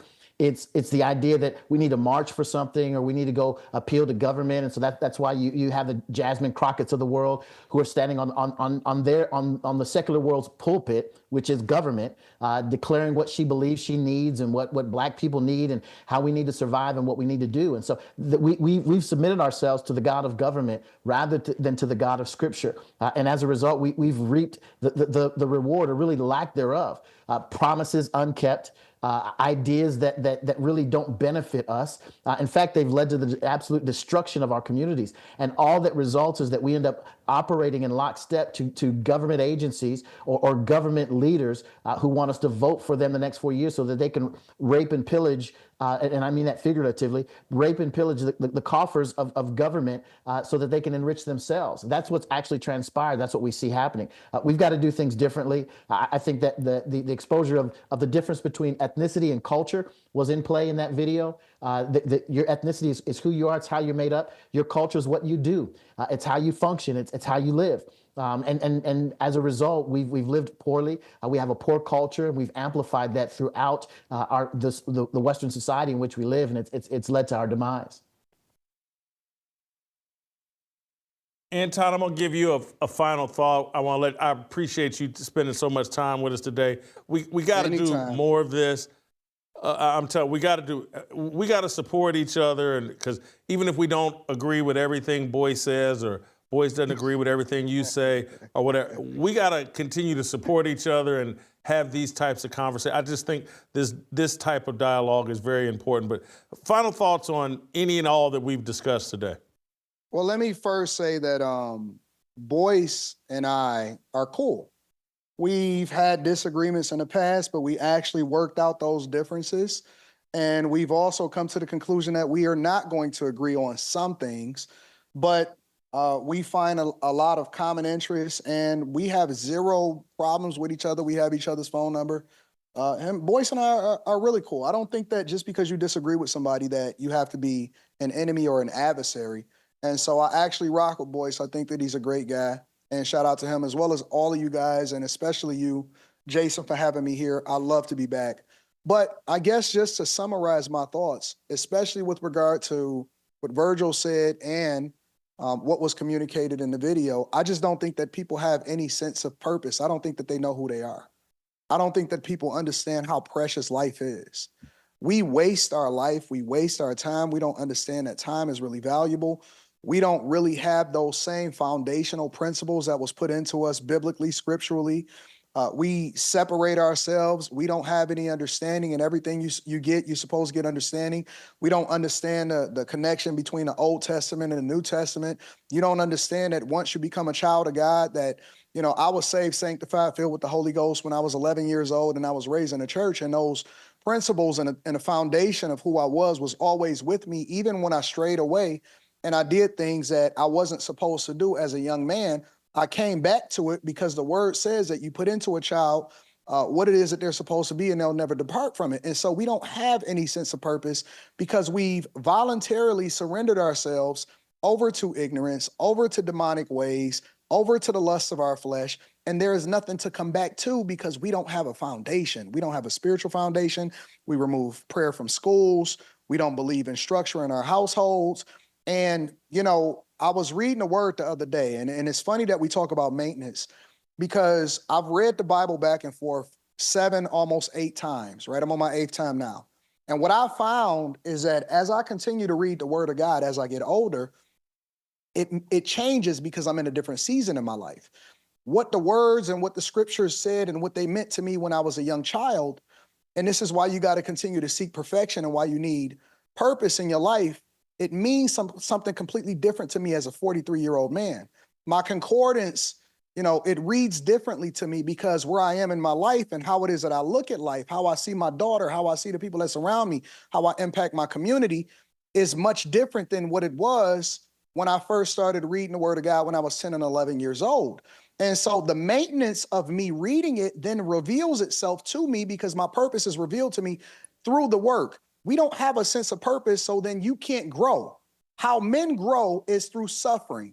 It's through learned lessons. That's the development of character. The reason why the Black community is so in shambles is because we've abandoned the foundation of who we are, and we don't even have an identity. And that's why you see all of these women with butterfly eyelashes. That's why you see women trying to compare themselves and then trying to get BBLs, when in reality, Black women were the standard for how it is that their bodies was shaped. And the whole world was trying to be like Black women, and they've lost their ways. And they're trying to be like everybody else when they've already had all of the tools and the gifts that God had blessed them with way before the formation of the earth. And they don't even understand that the way that they give themselves over to God and the way that they start to translate themselves in their lives is largely based off of the fact that they understand. If you don't give anybody any understanding, they don't even know why they're doing it. That's why people move over to gangs. That's why people start to seek sexual desires. That's why you see women give themselves over to men and then they seek somebody in their father that they didn't have because they was raised in a single parent household.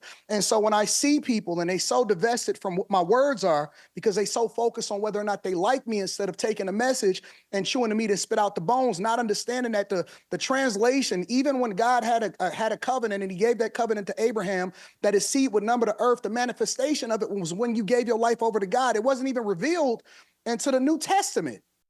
It wasn't revealed until Jesus died from our sins. And then you started to read all of those scriptures where Paul wrote to the Galatians, right? In Romans, when Jesus divested himself from his family and he said, y'all my family now, we so tribal that it hinders us from our growth, and we gonna regret it when we die. We gonna regret it when we get older. We gonna regret it when we realize that our sons are gay or our daughters have moved away from us and they made themselves available to some of the worst people of us. And so what I say is maintenance is continuous growth, but you got to get understanding and you got to pray for character. Stop praying for money. Stop praying for success. Seek ye first the kingdom of God and his righteousness, and everything else will be added unto you. It's going to come along with it. You don't have to chase it. It's going to be with it. You don't have to keep giving yourself over to people that don't value you. It's going to come with it. I'm not hard on Black women because I hate them. I'm hard on them because I want you to do better and I want you to have strong families. I'm tired of seeing people suffer. And this is not just to the black community, this is people in general. I'm tired of seeing people suffer and be voluntarily ignorant. They prey on your ignorance in order to profit from you, and you not even wising up enough to say, I don't want to be used as a piñata from people that don't value me or see me anything other than a part of the prison industrial complex or a financial come up or a vote so that we can continue to maintain power, and they capitalizing off of my ignorance. All I'm saying is, if you really want to succeed in life, it's not money, it's not a rapper, it's not any kind of trading, it's not any stocks. Your talent is unique to you. Who you are is already in you. All you got to do is nurture it, understand the word of God, find a sense of purpose, get some understanding, and then continuing to maintain who you are by refreshing your mind and aligning yourself with people that's going in the direction that you're going in. You will find your way. You will be successful. You will be great, and you will find happiness, and it's not going to come based off of what the culture or the community is going to require from you. I'm telling you, that is the way that you go about being successful. Everything else is just going out. Everything else is going to be come along with it. Shemeka, final say, and you got to land your plane quick because I've gone too long. I don't even have a final thought. Just tagging him as far as purpose. I've said so many times that a lot of these women out here are bitter and angry and mad because they don't understand the purpose for which they were created. They have fallen into the lie that they can stand toe-to-toe with men, and we can't. That's not why we were created. If we get back to why we were created in the first place, we will find joy. And so I just tag in Anton. You have to know your purpose and where you belong, and why you were created in this earth realm. Thank you. This was awesome. We got to do it again. Thank you. This was great. Stay tuned. We're going to talk a little sports with Jay Skapanek and then Steve Kim. We'll do all that next.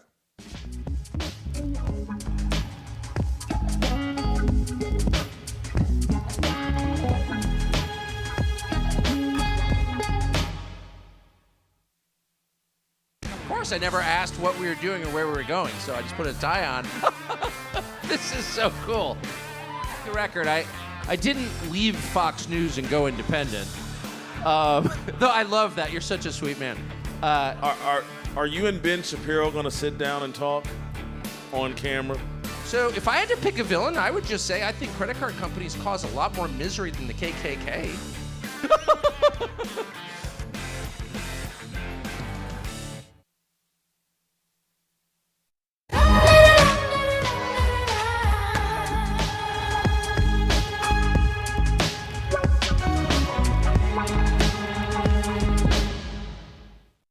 All right, welcome back. A little pivot from a very deep and healthy conversation we just had about black fatigue. And we may do more of this again tomorrow. I think I want to bring on some white people to talk about black fatigue. We'll see if I can put that together before the end of this week, maybe as early as tomorrow. But I do want to talk a little sports. The Dallas Mavericks picked up the #1 seed in the draft lottery last night.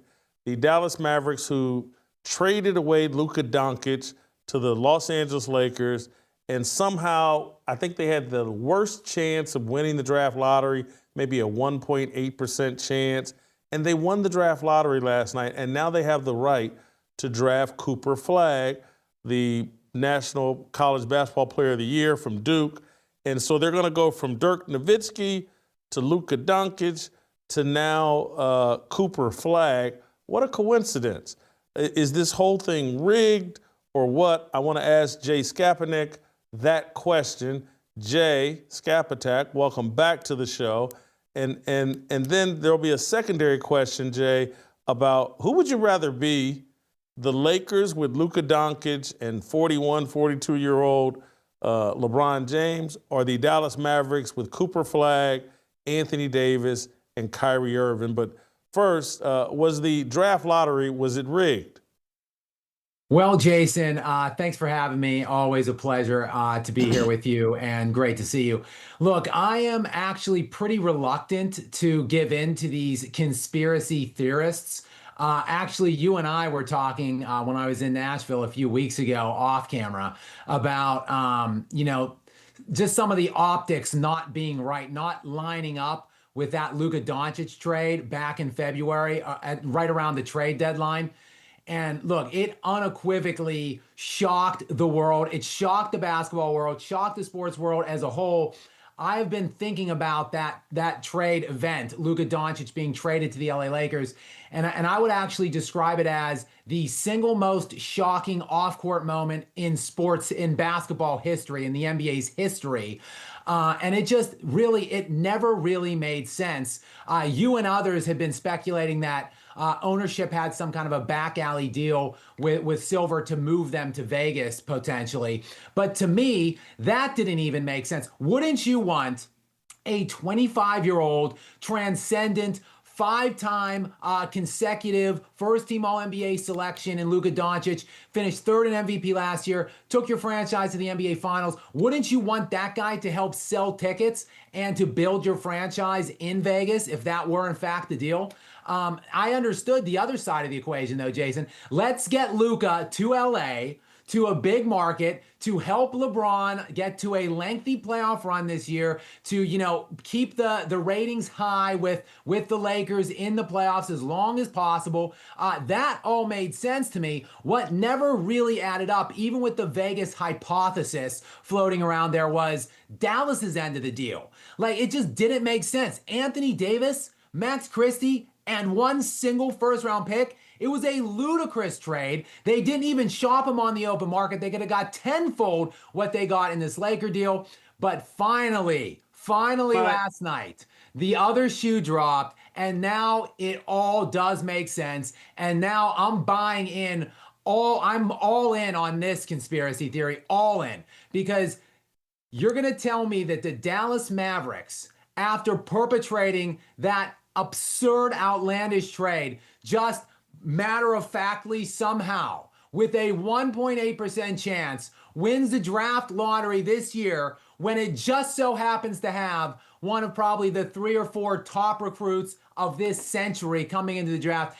It's just, there's too much damn smoke, Jason. There is a raging inferno somewhere right now, and this should just point back to the league offices. This is a dark, dark day in my estimation, because they have undeniably rigged this lottery, and they've done it right under our noses, right in front of our faces. They've done it. I want to play you this clip of LeBron James that people are now recirculating. This is him on the Pat McAfee show talking about how he magically landed in Cleveland. LeBron James grows up in Akron and magically lands through the draft lottery process with the Cleveland Cavaliers. Play the clip. Listen, man, during the ball drop, during the lottery drop, Cleveland got the #1 pick. I just don't think that was. What a coincidence! Don't you think? Wemby with the Spurs. Oh my God! Let's keep LeBron home. You know what? Patrick Ewing to the Knicks. Derrick Rose to the Bulls. Like, I understand the assignment, guys. I had to make sure that, I had to do my part. I didn't want to be a fuck. I just didn't want to be a man. Like.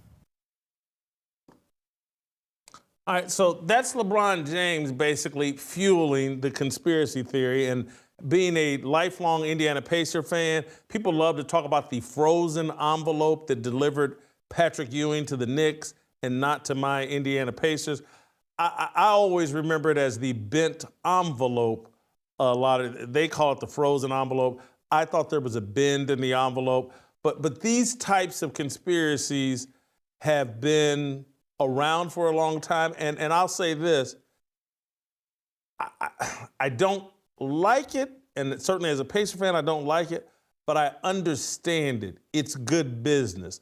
LeBron playing in Cleveland, good for business. Patrick Ewing with the Knicks, good for business. Cooper Flagg going to Dallas, good for business. I don't have a problem with it. I don't know, Jason. Like you said, that these kinds of conspiracies have been on. Yes, the Ewing, which you've mentioned, LeBron mentioned. LeBron going to Cleveland, obviously. Derrick Rose that LeBron mentioned. Also getting Cleveland 2 more #1 overall picks when LeBron had left to go to Miami. The second one coming to help get LeBron back to Cleveland. So yes, I think there's honestly a long and storied history of the NBA doing this, or allegedly doing this. But I personally I have not seen anything that is just so utterly suspicious that I think you can unequivocally say, yes, they definitively had to have rigged it.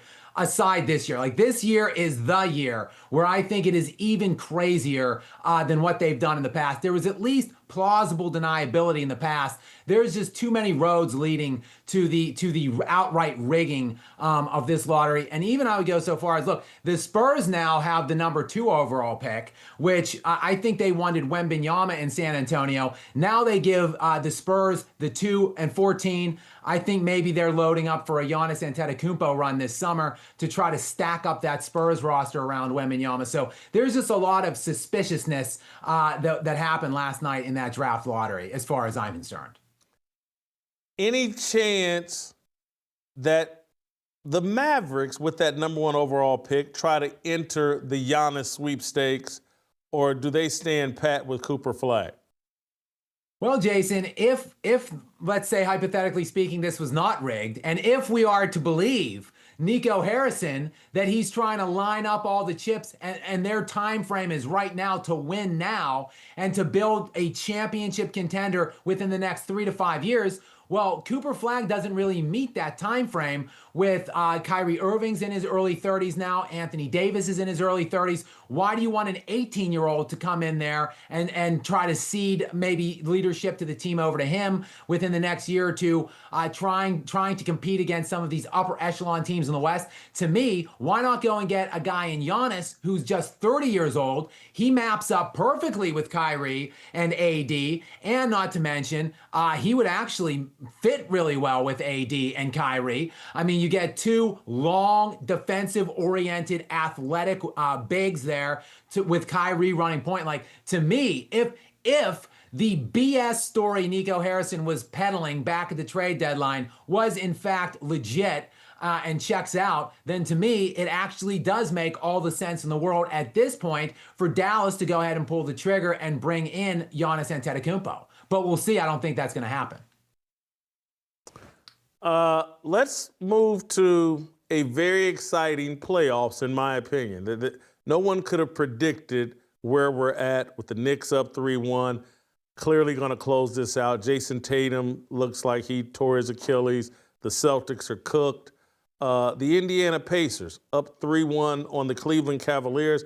That's going to be tougher to close out, but up 3-1, and I'm someone that's always believed Rick Carlisle is the best coach in the NBA. People just don't realize it. But is this a potential disaster scenario for the NBA if somehow the New York Knicks don't make it to the NBA Finals? There's not, with Boston out, the Lakers obviously out. You could have an NBA Finals with the Indiana Pacers and the Oklahoma City Thunder. Holy cow. And I get that SGA and Tyrese Halliburton are nice young stars, but you're talking about Indianapolis and Oklahoma City. Are we looking at a doomsday scenario for the NBA Finals if the Knicks don't make it? Oh, there's no question about it, Jason. And this is what the NBA has been dreaming of for years. They want parity. Typically going into the NBA season, you can generally, select 2, maybe 3 teams that have a viable shot at winning a championship. This playoff run has been the most unpredictable of my lifetime. You've got the 3 by far top favorites, the Oklahoma City Thunder, who are, look, they regular season wise, Jason, they were the best regular season team ever by various advanced metrics. Simple rating system, they broke the 95 Chicago Bulls 72 win team's record. In terms of net differential, they broke the 71 Milwaukee Bucks record, and they shattered these marks, Jason. So the Thunder were a substantial favorite to win the championship. They were 12 minutes away from being down 3-1 to Denver, a team that fired its coach and general general manager 6 days before the playoffs began. That was the reality we were facing down at the end of the third quarter in that game 4 with the Nuggets up 6. Now the Thunder ultimately even it up. It looks like they will escape this series, but we were close maybe to them being eliminated along with the Celtics and the Cavaliers in the same round, which would be the second round of the playoffs. Absolute lunacy and madness breaking out. And yeah, this is worst case scenario, doomsday situation here for DEFCON, whatever, whichever DEFCON is worse, Jason. I don't know if it's 1 or 5, but we are at like critical mass DEFCON range here for the NBA because, I mean, if even just the next round, Knicks Pacers is such a letdown from this collision course we've been led to believe we were heading towards with the Celtics and the Cavaliers, 2 60+ win teams. They're both out. You mentioned the Tatum injury, but Cleveland's very banged up too. Donovan Mitchell is a game time decision tonight, and they were missing Mobley and Garland for half of this series. And Hunter, one of their key reserves, was also missed a game or two. So they're really banged up. They both are down 3-1. It's over. So, I mean, obviously the NBA wanted Golden State or the Lakers, one of the two in the West Finals. They're not going to get either. They wanted desperately Boston in there. They're out. So really, the Knicks are the only thing that could salvage this thing for them, getting into the NBA Finals. Even that's not going to be a highly watched series. You would guess now at this point, I would think that the Thunder are going to go in there ultimately to meet either the Knicks or Pacers. But that Knicks-Pacers is a toss-up series. If it ultimately becomes Thunder-Pacers, that could be the lowest watched NBA Finals ever. I think it would rival the 2020 bubble LeBron championship, which to date is the worst watched finals in league history. This year would be rivaling it, I believe, if we're talking about Thunder and Pacers in the finals. Ouch for Adam Silver in the NBA. Scap, somewhat quickly, there is a scenario that I thought of today that, like, what if the Nuggets win this series against OKC and they end up in the NBA Finals, and Nikola Jokic ends up winning another championship while potentially losing the MVP vote and firing their coach and general manager? That would be an amazing story, and would if somehow the Nuggets found a way to win this championship, Nikola Jokic ends up in the top 5 discussion instantly, I think, if that were to happen. I couldn't agree more with you, Jason. I think he's already a fringe top 10 player all time. And if he were to win this championship, it would be the most outrageous, audacious run that I personally have ever seen. You think about maybe the Mavericks in 2011. Of course, you've got the 2 runs by Hakeem, the 94 run, which was really insane, with just Otis Thorpe as his other best player.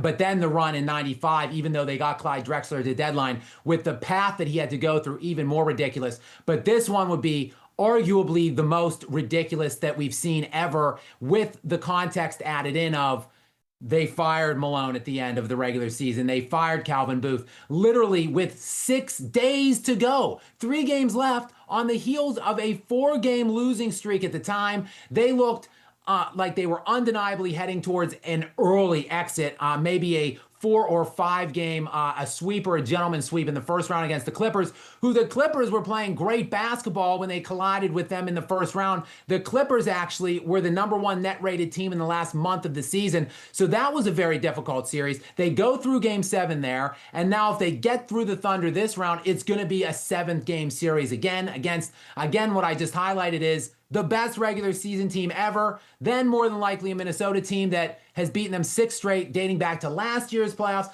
If Nikola Jokic somehow goes through this field with this team on the heels of the way the regular season went and captures this championship, top 5. Yeah, I'm saying he is top 5 all time right now, and he would be only 30 years of age. So that would be quite an insane storyline. It looked, Jason, as I just highlighted, that we were almost there. had they just held on in the fourth quarter to win that game on Mother's Day on Sunday, I think they would have prevailed in this series with that 3-1 lead. And ultimately, I think they would have, now the way the East is shaking out, gone on and captured that title. Scap, final thought here. Michael Jordan is going to be some sort of contributor on NBC's NBA coverage next season. I was talking with TJ Moe this morning. He thinks it's a huge mistake that Michael is risking his legacy. Why? There's a mystery to Michael. He doesn't say much. Why subject yourself? Why come out of character and join the talking heads? My position is he's going to be a contributor. I don't think he's going to be some regular. I'm sure they're paying him $50 million to probably come on air once a month. And, now Michael's got his pocket change for his gambling addiction. And, his wife can't complain about it either. Baby, look, this is just the pocket change NBC gives me, $50 million a year. That's what I'm blowing gambling. Quit complaining. I just don't see a way for him to say no. Do you have expectations that he'll do a good job as a broadcaster? It's difficult to say or to quantify what is good. We're talking semantics here. Tom Brady obviously it has not been good in broadcasting since he left the field as the greatest player in that sports history. So I don't know if he'll be good or bad per se, but I think it will be highly entertaining. I know I will be hanging on any appearance that he makes. I think this is a brilliant move by NBC. NBC, who I grew up with NBC being the marquee platform for the NBA. They lost rights in 2002. Jordan retired in 2003. So NBC's been out of the game for about as long as Jordan has, because like you said, he has been very private and pretty much closed off from the public eye and certainly the NBA's eye. So this is a clever move, I think, by NBC. And really, doesn't everybody want to see what the GOAT, the real GOAT, the true one and only GOAT, Michael Jeffrey Jordan, what he has to say about this pitiful era and these players that have flushed his once great product down the toilet? Don't we all want to see what he has to say about LeBron James next season, possibly? I know this is going to be absolute captivating TV. Anytime he's on, I think ratings will spike, and NBC's back, the GOAT's back. It's a good day, I think, yesterday in the NBA with that announcement. NBC is going to figure out a way to ruin this. They'll probably hire Joy Taylor to interview him and to engage with him.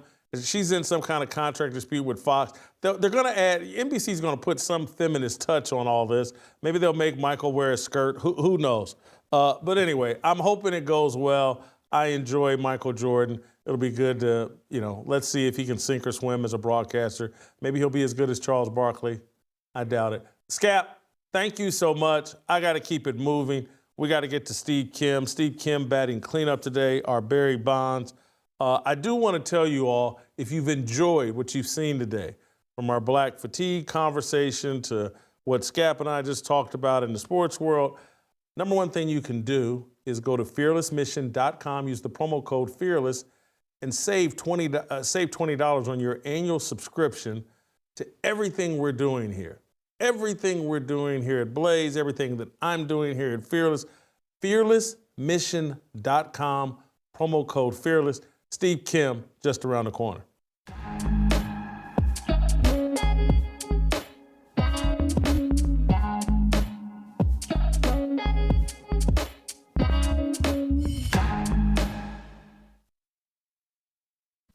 ESPN sucks. You all will address me as Stephen A. or Mr. Stephen A., okay? You will do this. These are the rules, all right? No bad mouth. I will throw out a name that I think it would be an incredible move, and it would be such Greg Popovich-like. Same with R.C. Buford, Becky Hammon. I mean, talk about a through line. Talk about a through line. talk about championship experience with the Las Vegas Aces, talk about the first woman head coach in the NBA, the Spurs or the organization to make a move like that. Actually quite disappointed that there hasn't been some sort of disciplinary situation for the individual who left the information out. It doesn't have to be a firing. I don't think it's that serious, but there has to be a consequence for doing something like this wrong, even if it was your son who did it. That's what I understood Protect the Shield to be. In this case, to not have any corrective course is very surprising. By the way, Wendy, before we even get started, Wendy, I must say, you look presidential, dare I say. I approve that message. And that's why ESPN sucks.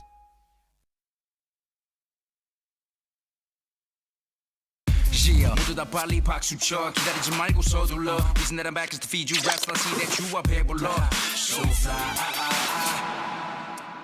All right, welcome back. Steve Kim, the Korean Cosell, batting cleanup for us today. Steve, I've got a topic I'm combining here. Rich Eisen is returning to ESPN in somewhat of a surprising move. I guess they made an offer trying to get Colin Cowherd to come back. Rich Eisen plan B. But even more interesting is Pat McAfee put out a quote over or a post on Twitter, on X, that was kind of cryptic and kind of leaves you to believe that maybe McAfee isn't long for ESPN. Let me read this post and then we'll discuss. Life's a book, each day being a page leading to the next. Phases of life come and go like chapters. Not every character, job, idea has it, or then every chapter. Some things are perfect for the story when it's needed and then disappear just as a fond memory, a pivotal influence to get from one era to the next. Don't be scared to end a chapter and start anew. You're going to have to do it eventually anyways. And always remember to check with the mirror every once in a while and make sure your book is one that makes you happy. And if it's not, change direction. I think that you're allowed to do that. We have no idea when the final page is being written with no sequels. 'Tis our only chance at this thing here. I appreciate you all so much for everything. I'm living the dumbest book of all time, trying to figure it all out as I go. Up to something season. So let's just start there. Pat McAfee, you think he's headed out of ESPN? That I don't know, but I've never thought that was a perfect fit, McAfee and ESPN. I really don't. And I don't think he's ever fully assimilated to that whole culture. He's not politically correct. He seems to lean culturally, if not politically, a different direction than a lot of the colleagues over there at the worldwide leader. And wherever he goes, he will find a very soft, lucrative spot to land. He's going to be good, but I get the sense, judged on what you just read, number one, he has great options.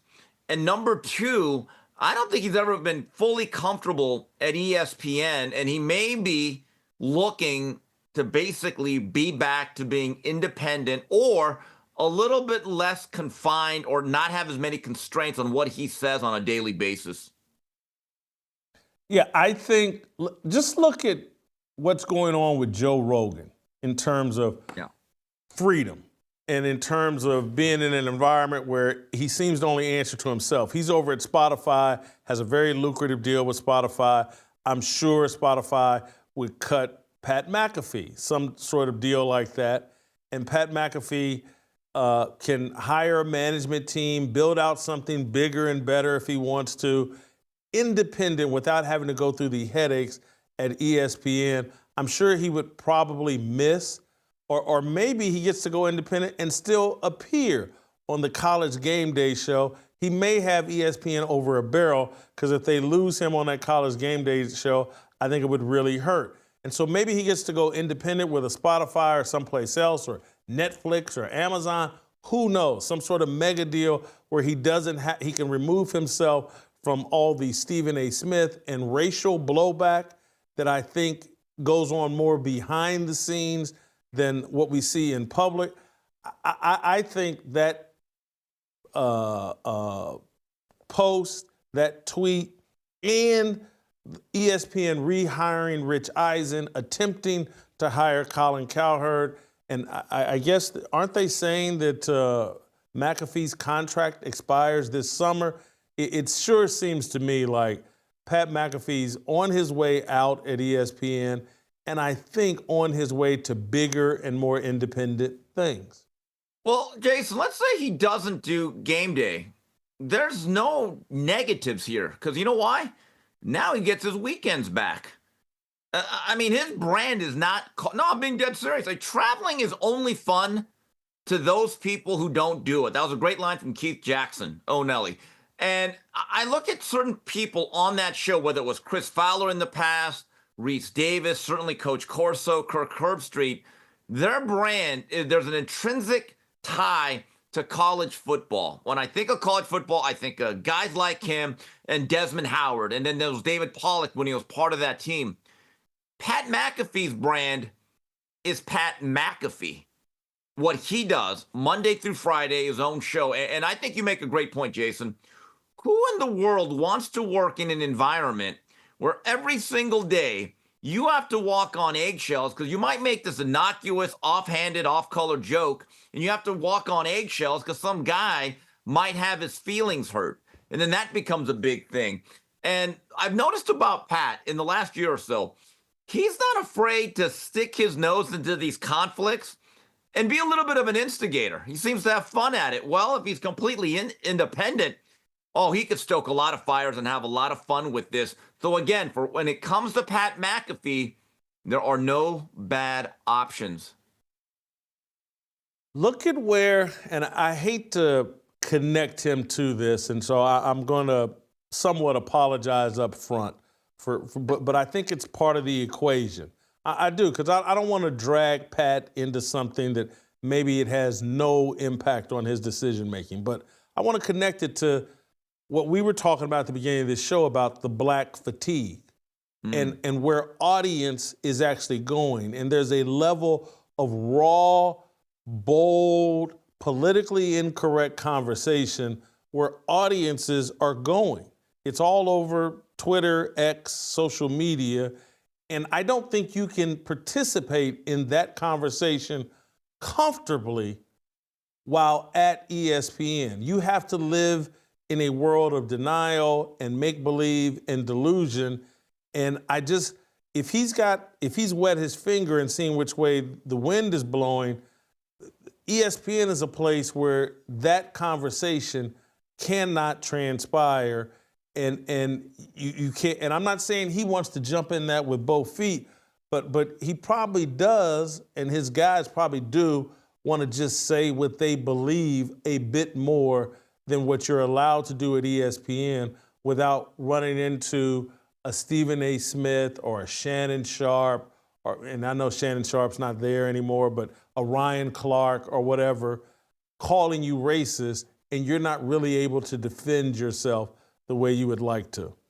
Jason, there's a term in boxing. It's called pulling your punches or carrying your opponent. And that's another fancy way of saying I can't let both hands go and I can't punch as hard as I want to. And that's what Pat McAfee probably has to do on a somewhat regular basis. And I think everyone there, when they say something, especially if it's like, let's say with the WNBA, or an issue of gender role in sports. Should females be allowed or be forced to play with biological males? No matter what they say, in the back of their minds, they have to be thinking, God, I hope I don't piss off Elle Duncan. I mean, just think about that. So everything you say basically in a certain way is censored or it's edited. And you're Pat McAfee, and literally, I don't know if his audience would diminish that much in terms of his YouTube audience and his base subscribers. I think there's actually people that are upset that he went to ESPN that might come back. Now, I'm not naive enough to think leaving ESPN in that time slot would help his Q rating. But again, Pat McAfee, unlike most ESPN personalities, and there's been a history of this, guys would leave the network and have to come slinking back. This is a new age of the YouTube and the independent content creator. Pat McAfee is going to be Pat McAfee with or without that four-letter network. Let me throw this out, and this literally just popped into my head. If you were Fox Sports, how much would you offer Pat McAfee? I'm not so sure he fits in any better at Fox Sports than he does with ESPN. My view is Pat McAfee's better off being his own network. No. I agree with you. I agree with you. But what if Fox Sports, they offered Tom Brady $37.5 million a year? What if they offered McAfee $40 million? He would actually save FS1. He would actually be an impact difference maker at FS1, and they could $40 million a year. And we'll leave you alone, Pat. Do what you want to do. If that came with no restrictions, the shackles are off, short of dropping certain words, you know which ones they are, that'd be the only restriction we have. And we will never meddle in your content, who you have on the show. We're going to be incredibly, I would say, free in terms of what you're allowed to do. It would be worth a discussion, but then the problem, well, I'll be honest with you. If you said right now, if you're Fox, Steve, you could have Pat McAfee and you could replace Speak, I would do it in a nanosecond. Yeah, I think they would probably put him on the well, I don't know if him and his guys would want to get up that early to do a show before Colin Cowherd. But maybe, or maybe it's the show after Colin Cowherd, or maybe Colin Cowherd. I don't know. But if I were FS1, I would throw, and if I were Colin Cowherd, I'd be pushing FS1. So look, they got the Big Noon Kickoff. You add him because that Big Noon Kickoff show does pretty well. You add Pat McAfee to that, and he fixes your FS1 problem, or certainly makes you a viable option. I would put, I'd move that first things first thing to in the morning and put McAfee on after Cowherd, or move Cowherd back. It just popped in my head that if I were FS1, I would be willing to super duper overpay for Pat McAfee, and I'd let him do whatever the hell he wanted to do over there. So just an interesting thought. Rich Eisen going to ESPN, big deal, little deal, or who even cares? Well, I heard that there's a new ESPN bundle that for the low price of $29.99 a month, I mean, good grief. Remember when this thing was cheap? What happened to the bundles being cheaper? Can I bring back Cox Cable? Seriously, I actually miss the old cable box, but I was surprised by this. I mean, Rich Eisen is another guy. He's a brand. I don't think he necessarily needs ESPN, but it kind of explains his draft coverage now, Jason. 2 + 2 = 4. We could all put it together now. The way he was basically crashing out, as the kids say, over Shedeur Sanders, that's it, Jason. He was trying out for ESPN, and he nailed it. He nailed the audition. He got it. Rich Eisen, and I like Rich, but he plays it safe. He plays it safe.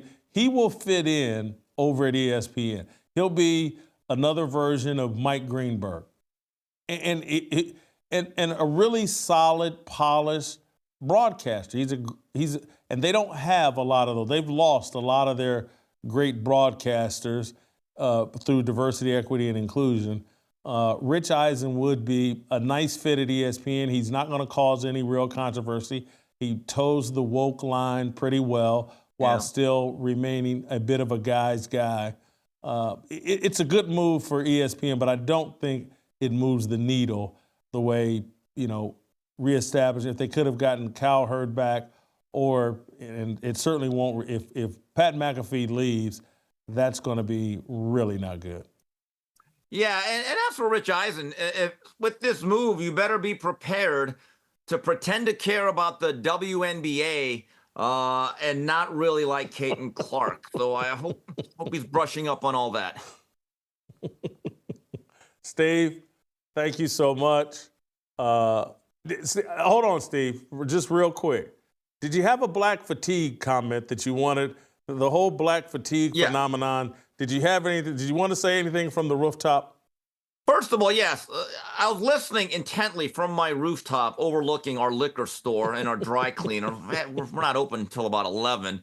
Great panel discussion. I am a huge fan of Anton Daniels, respect for Boyce Watkins, and of course our regular cast members. I thought it was a fantastic discussion. I watched every single minute of it.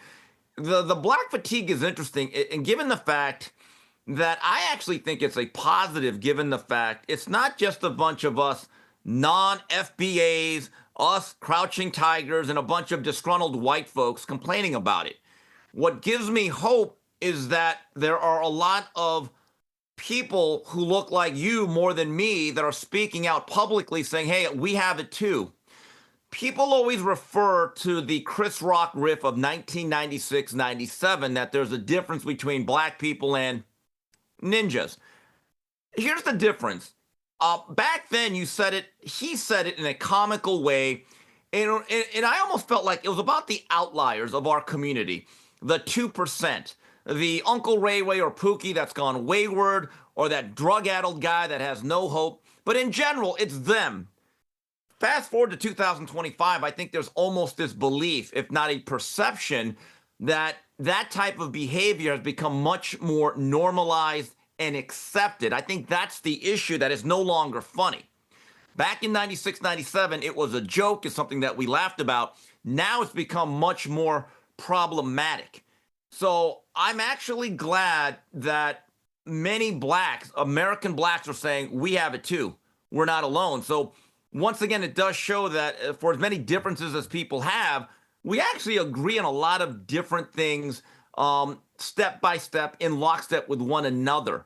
So I think that's what I take out of that discussion. And I think you should have more of these type of talks more often. Steve, thank you so much. Thank you guys for watching and listening. In 10 minutes, I'll be on the Harmony channel, youtube.com/@JasonWhitlockHarmony. Shemeka and I will be on the Harmony channel talking about the Diddy trial. The Diddy trial started yesterday, and we're going to cover it. I think this trial may last 6-8 weeks, but we want to cover it and talk about it on the show. Opening statements were yesterday. A couple of, I think, prosecution witnesses went yesterday. We'll talk about the Diddy trial and the significance of what we've heard yesterday about P. Diddy's sex trafficking trial on the Harmony channel in 10 minutes from right now. We'll play tomorrow. We'll see you tomorrow. I wanna be